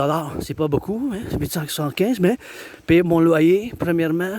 Puis payer mon loyer, je vais payer ma facture d'électricité, puis je paierai aussi mon téléphone. Fait que ces 3 factures qui soient bien sûr organisées puis payées. Après ça, on va vouloir s'en faire, puis je vais passer à autre chose. Je suis toujours ouvert pour les affaires, le travail. Vous savez que moi, j'ai une condition qui s'appelle l'Asperger's, l'autisme monofonctionnel, donc c'est quand même plus difficile. Puis vous savez que dans ma communauté, il y a 50% des citoyens et citoyennes qui n'ont pas de diagnostic officiel. Moi, je suis en attente, ça fait des années que je communique, mais il y a un suivi, bien sûr, qui s'est fait de moins en moins dans les caractéristiques. Puis le manque de finances, d'argent aussi, ça fait que c'est pour avoir un diagnostic officiel, ça promet la consultation, mais ça fait des années qu'on me l'avait diagnostiqué d'une manière de citoyens et citoyennes qui ont de l'expérience dans le domaine de la santé, quand même une expérience dans le domaine de la santé, puis ça fait bien des années, comme l'avait dit, mentionné, mais vous savez, c'était l'Asperger, c'était sur le spectre de l'autisme, à cause de ça que tu as ces difficultés-là, puis puis j'ai pas voulu l'accepter jusqu'à à peu près 3 ans et demi. Fait que c'est pas une maladie, s'il vous plaît, arrêtez de... C'est là il faut qu'on commence. C'est pas une maladie. C'est pas une maladie. C'est pas une maladie. C'est pas une maladie. C'est pas une maladie. C'est une condition de neurodivergence. Nous, les Aspergers, on voit le monde différemment. Fait qu'à cause de nos cerveaux, à cause des mutations dans notre cerveau, on voit le monde d'une autre manière. Puis qu'on a ces intérêts spéciaux, connus comme intérêts obsessifs. Puis nous, on se préoccupe pendant des routines rituelles qui nous prédominent, nous préoccupent le quotidien. Comme moi, ça fait des années, j'ai quand même une routine rituelle. Mais on a quand même des difficultés du niveau de, tu sais, le non-écrit social. Quand parler, quand ne pas parler, quand s'aventurer dans une communication, quand savoir que la personne n'a pas d'intérêt spécifique ou dans d'autres choses de même, on est plus difficile. Nous, il faut nous le dire directement, tu sais. Nous, il faut nous le dire directement. Nous, il faut nous le dire directement. Fait que, il faut nous le dire directement, puis that's it, that's all, tu sais. Je suis pas quelqu'un qui est antagoniste ou des sentiments négatifs envers vous, hein. Les 99,56% de la population, ben, vous êtes neurotypiques comparé à nous, les Aspergers, les Aspi, on est à moins d'1%, à 0,44%, fait qu'il n'y a pas bien des gens qui savent c'est quoi l'Aspergers, qui savent, bien sûr, on fait partie d'une petite communauté, tu sais, mais en faisant partie de cette petite communauté, mais sachez que il y a 50%, la moitié seulement sont diagnostiqués, fait qu'il faut qu'on fasse que la population réelle des Asperger, c'est le double. Mais c'est quand même pas beaucoup, hein? Parce qu'à 0,44, là, fois 2, ça fait même pas 1%. Même pas un pourcentage. Fait que c'est pas... Il n'y a pas bien. On fait partie d'une petite communauté d'Aspergers qui vivent avec ces difficultés dans certaines choses du social, la compréhension sociale, et ces choses-là viennent plus difficiles à cause de ces mutations du cerveau. Puis il n'y a pas n'y a pas de cause directe. Qu'est-ce qui cause l'Asperger's? C'est soit la génétique, biologique, c'est soit biologique, génétique ou héréditaire, ou c'est combiné en deux, ou c'est l'environnement. On ne sait pas la cause, puis il n'y a pas de médicaments. On ne peut pas donner des médicaments. On ne peut pas donner des médicaments. On peut pas donner des médicaments aux Asperger, c'est pas une maladie. Il faut juste que moi-même, je fasse l'analyse des caractéristiques. Je fasse l'analyse de mes caractéristiques. Fait que ces caractéristiques sont bien sûr d'une manière que la manière qu'on parle, savoir quand parler, par exemple, la distance, l'espace personnel, de 2-3 pieds ou un couple de mètres, là, ça peut être plus difficile. C'est plus difficile pour nous à cause de comment qu'on voit notre cerveau. On procède à faire un processus des informations reçues d'une manière différente à cause de ces mutations au niveau microscopique. C'est sûr que c'est pas visible sur le crâne, là, mais c'est à l'intérieur du cerveau. Fait que, on a ces difficultés-là qui peuvent nuire aux relations amicales. Tu sais, les relations amicales, tu sais, moi, j'ai pas beaucoup d'amis. Les Asperger, on n'a pas beaucoup d'amis, puis on a de la misère à garder les amis. C'est parce que c'est difficile, vous comprenez, à comprendre certaines choses. Des fois, on est direct nous-mêmes. On peut dire des choses directement, puis sans vouloir nécessairement offenser, tu sais, sans vouloir nécessairement offenser.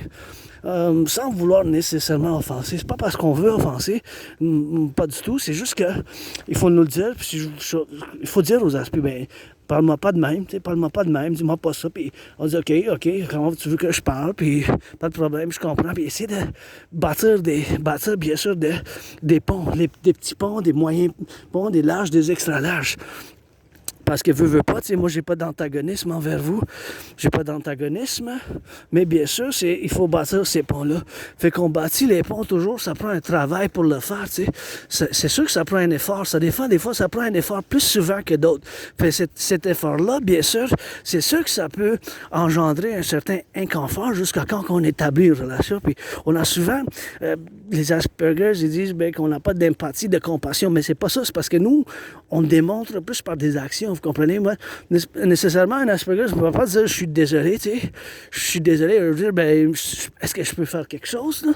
Parce que si je peux faire quelque chose, les Asperger, on a la volonté quand même, puis moi, en tant qu'individu, avec l'Asperger, tu peux-tu faire quelque chose pour soulager ça? Je peux-tu aider d'une part? Je peux-tu, d'une manière, si je suis capable de le faire. Dans mes capacités au point de vue des finances, de l'argent, je n'en ai pas. Je vais survivre sur 875 $ en septembre.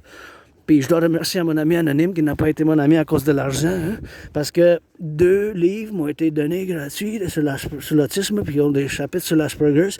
Puis bien sûr, c'est la question de un livre qui m'a été prêté 4 fois. S'appelle en anglais Appreciating Asperger Syndrome. Appreciating Asperger Syndrome, c'est apprécier bien sûr le syndrome de l'Asperger. Appreciating Asperger Syndrome. Apprécier le syndrome de l'Asperger. Ça m'a ouvert les yeux sur mes vulnérabilités, comment moi-même je suis vulnérable à cause que ces choses-là sont difficiles, tu sais, sont difficiles, bien sûr, dans ce domaine, sont difficiles pour nous. Et ça prend du temps, ça prend de l'effort, puis il faut faire vis-à-vis les caractéristiques, parce que c'est pas des symptômes, c'est pas une maladie, il faut qu'on y travaille, fait qu'on doit travailler pour bâtir ces ponts-là, les petits ponts, les moyens, les grands, les extra larges. C'est sûr, je donne ces 4 catégories de grandeur, de largesse de pont, là, les petits, moyens, larges, extra larges, c'est sûr que c'est parce que je pense quand vous commandez des frites ou un café, c'est ça, petit, moyen, grand, extra large, c'est la même manière qu'avec certains individus, les ponts ils sont petits parce qu'ils comprennent plus notre situation, puis l'Asperger, l'autisme hautement fonctionnel, parce que ça, ces noms-là, l'Asperger, fait que c'est ça un peu, puis il y a la moitié seulement qui ont un diagnostic de l'Asperger. Il y a seulement la moitié. Fait que moi, ça explique pourquoi j'ai perdu les emplois que j'ai eus. J'en ai eu bien des emplois, désolé, 10 ans. Là. Je pense que j'en ai eu pas mal d'emplois. Des fois, ça a duré 4 mois, 2-3 mois, des semaines. Puis c'est ça le problème. Le problème chez l'Asperger, c'est 3 problèmes. Là. On a 3 problèmes majeurs qui nous touchent. C'est le manque d'amis. Pour perdre le temps à personne, je dis, vous voulez être ami avec bénéfice. on rock and roll. Sinon, je ne veux pas perdre votre temps, perdre des palmiers ou soutenir mes initiatives, protocoles pour, bien sûr, les protocoles de la géopolitique et de la philosophie que je fais appel à tous à soutenir de la manière qu'on soit, bien sûr, dans ce point de convergence où on s'est situé aujourd'hui, que moi-même, en tant qu'artiste athlète et analyste et théoricien en géopolitique, j'ai prévu la situation qui se passe maintenant parce que mon intérêt spécial, je connais comme obsédé, c'est la géopolitique, parallèlement à l'entraînement physique et le rock and roll. Mais je prends beaucoup de vérité dans mon travail en géopolitique et les Asperger, dans ces intérêts spéciaux, on a tendance à être très bon.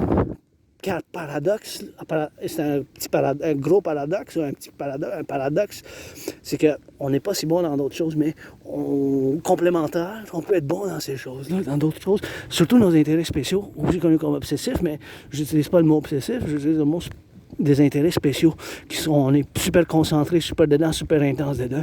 Puis moi-même, tantôt, je pensais que j'allais me sortir de chez nous pour l'entraînement physique pour venir à ma deuxième maison, le Mont-Royal. Je pensais que j'allais venir plus de bonheur. Mais le problème, c'est qu'il y a eu, parce que le problème qu'il y avait, là, c'est il y a tellement de nouvelles, bien sûr, de la géopolitique, bien sûr, qui se sont passées, là, dans la nouvelle de la géopolitique, bien sûr, pour que ce qui se sont passées, bien sûr, pour le faire, c'est dans le domaine de la rouge, et c'est beau ce rouge, dans le domaine, bien sûr, pour que ça fasse dans cette situation, bien sûr, puis avec ces belles créatures, là, et à cause de la pluie, je pense qu'ils sont de même. Et oui, je ne veux pas vous déranger. Fait que, tu sais, puis c'est la géopolitique qui est vraiment mon domaine. Je suis un artiste, athlète et analyste théoricien stratège de la géopolitique. Comme ASPI, j'ai des problèmes majeurs à garder les amis à long terme. Pour pas perdre le temps à personne, j'explique comment je suis directement, puis comment il faut qu'on travaille, puis des amis avec bénéfice seulement, parce que je veux pas perdre votre temps, perdez pas le mien, tu sais. Si vous êtes amis avec bénéfice, vous avez 18 ans et plus, vous êtes homme et femme, femme et homme, mais là, si vous êtes homme et femme, je fais partie aussi de la communauté LGBTQ, je suis monsieur, madame, androgyne, pansexuel, à cause de mes réincarnations. Moi, j'ai une spiritualité quand même, mon quotidien, là, je suis quelqu'un de spirituel, puis je crois à la réincarnation, le fait que j'ai été né femme dans d'autres vies, des fois homme, ici j'ai été né en tant que femme en 1688, avant j'étais québécoise, mais c'était pas une québécoise moderne du 20e siècle, ni du 21e siècle, c'était au début de la colonisation, même avant que les États-Unis deviennent un pays en 1776, l'indépendance était entre 1688 et 1735 que j'ai vécu ici, en groupe, des fois dans d'autres vies en tant que prêtresse de l'ancienne Égypte, et bien sûr capitaine de la légion de l'Empire romain en tant que soldat, puis légionnaire, puis fermier, puis toutes sortes de vies antérieures. Puis là, je me trouve aujourd'hui androgyne, puis avec Asperger, puis avec mes cicatrices. La misère à me souvenir de ma vie avant 2014, mais printemps, à peu près mars, avril 2014. Avant ça, j'habitais une petite place, il y avait beaucoup de moisissures où j'habitais. C'était comme une petite cellule de prison. Puis, c'était pas vraiment une cellule de prison, là, mais c'était tellement petit dans un sous-sol, puis il y avait beaucoup de moisissures, puis c'était comme une cellule de prison, à vrai dire. Puis j'avais même pas de bain. J'avais une salle de bain, mais j'avais pas de bain pour prendre un bain. Puis j'avais pas de bain pour prendre un bain. J'aime ça d'en avoir un. J'en ai un maintenant où j'habite. Puis même la cuisine était dans la chambre. Même la cuisine était dans la chambre. Même la cuisine était dans la chambre. La cuisine, comme c'était tellement petit, il y avait beaucoup de moisissures, puis je sais pas si je consommais de la drogue ou si je buvais, si je faisais de la drogue, peut-être j'étais alcoolique, peut-être, je sais pas combien de temps j'habitais là, puis j'ai des informations écrites dans des journaux là, de ma vie où j'ai vécu, puis j'ai un diplôme d'études secondaires, j'ai un DS. J'en ai un DS, un diplôme d'études secondaires, j'en ai un, fait, je sais pas, j'ai pas de certificat de naissance, puis c'est possible que je sois né ici, direct sur l'île de Montréal, mais donc ça fait longtemps que j'ai pas sorti de l'île, en 2017, peut-être que je suis né ailleurs, je dois trouver l'information, mais c'est quelque chose que je suis mort ici de la COVID en 2020, février, mars. Ça fait déjà 5 ans de la COVID. Puis je dis, je m'en renaissance ici. Puis honnêtement, là, la ville de Montréal, la dernière fois que j'ai quitté la ville de Montréal, c'était en 2017 quand j'ai traversé le Canada de côte à côte. Puis le problème chez les Asperger, c'est qu'on a un gros problème de dépression puis suicide. J'ai vécu, bien sûr, entre l'été 2000. Fin de 2014 jusqu'à comme l'été 2017, j'étais en dépression puis suicidaire. Puis j'ai failli prendre ma vie, puis j'ai traversé le Canada de côte à côte. Cet événement, ça m'a fait fonder bien sûr un esprit de corps solide avec le Québec puis le Canada puis les États-Unis, bien sûr, d'une manière que ce soit dans un autre, d'avoir, bien sûr, cette circonstance, bien sûr, pour le faire aujourd'hui dans le mouvement qu'on vit aujourd'hui, dans cette situation de guerre mondiale que j'ai prévue en 2019. Hein. Fait que j'ai sorti de ma dépression. Pour les amis avec bénéfice, vous avez 18 ans et plus, vous êtes noir, blanche, noir ou homme-femme, ben, je vous carte comme aller quand vous allez acheter à SQDC du cannabis légal, puis quand vous allez dans un bar ou quand vous allez dans d'autres places, je vais quand même vous le dire, puis je vous carte. Si vous voulez me faire de l'amour, ami avec bénéfice. Puis mon seul stress maintenant est financier. Le problème chez les Aspergers, bien sûr, que ça fasse, bien sûr, ici pour vivre, bien sûr, dans un point de vue, bien sûr, pour être de la manière que je suis, bien sûr, pour le faire, bien sûr, de l'avoir, bien sûr, pour être, bien sûr, dans ce compromis qu'on vit. Le taux de chômage chez les Aspergers, c'est 80%. C'est 80%. Vous imaginez-vous 80%? Plus que 80%, 4 sur 5 des Aspergers, des autistes totalement fonctionnels, comme moi-même en tant que citoyen souverain, avec cette condition neurologique, c'est 80%. Là. Vous imaginez-vous comment c'est beaucoup? Hein? 80%. Là. 80%. 80%, là. C'est inacceptable. Vous comprenez que c'est inacceptable, là? C'est inacceptable. C'est inacceptable, là, tu sais. On ne peut pas accepter ça vraiment. Là. 80% là, en tant que Québécois et Québécoises de nos Aspergers, des Aspi, là, tu sais, ben, 80%, 4 sur 5, voyons, tu sais, on peut faire mieux, je pense, puis on a des forces. Moi, ça m'en vient la géopolitique, là, puis le rock'n'roll, l'entraînement physique, vous me rentrez dans mon domaine.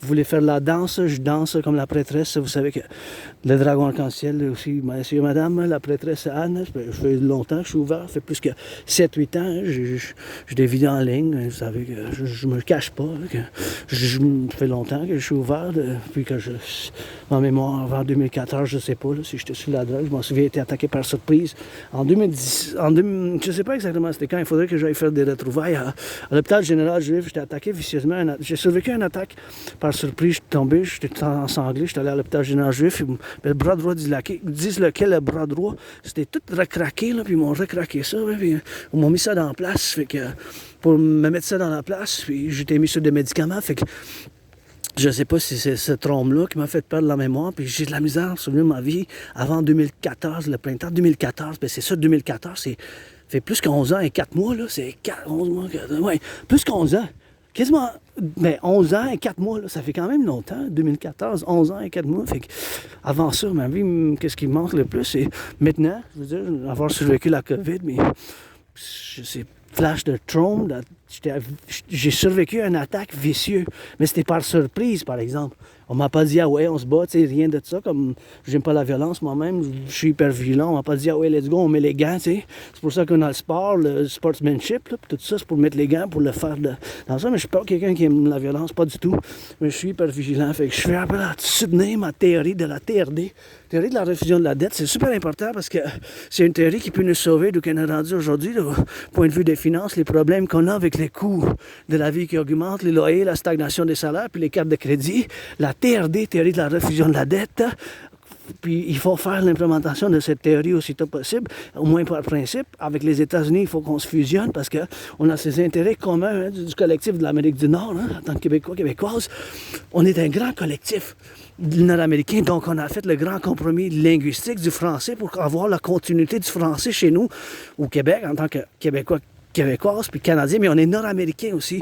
Même si je ne suis pas un partisan de Trump, moi, vous savez, depuis des années, je fais appel pour le fusionnement avec les États-Unis d'une manière d'un complexe républicain, démocrate, impérial, puis par faire l'implémentation de ce que j'appelle la TRD, théorie de la refusion de la dette, pour la création de l'unité d'échange universelle. On va prendre toute la dette publique-privée, on va faire une refusion, conversion, on va faire convertir toute notre dette, ma dette, ta dette, dans la devise des États-Unis. On va mettre tout ça ensemble, on va faire l'addition avec la dette publique-privée des États-Unis. Avec la dette publique privée des États-Unis, fait qu'on va mettre tout ça ensemble et toute cette dette-là, on va faire la conversion avec les États-Unis. toute la dette publique-privée, on va faire ça dans la conversion avec la dette des États-Unis. On va prendre toute la dette publique-privée, tout ça, on va penser ensemble.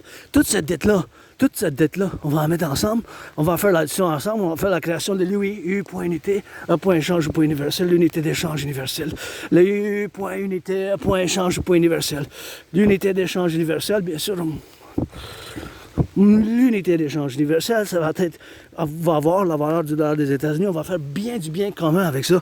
On va financer plus de construction de centrale de l'Hydro-Québec, financer les gens à l'entraînement physique, financer les gens au tourisme. On va fusionner la GRC avec la FBI, financer la création de 2 institutions de partenariat public-privé, l'armée du Dragon, pour la sécurité, service et défense totale, intégration de côte à côte, un passeport commun. On va financer la réhabilitation, bien sûr, de nos frères et sœurs qui sont dans difficulté. On va faire la création de la Ligue de danse impériale pour l'environnement, pour l'action environnementale. Fait que c'est ça plutôt que je fais appel pour soutenir cette création, cette formation dans le collectif de l'Amérique du Nord, prêter allégeance les gens. Vous êtes famille, amour du dragon.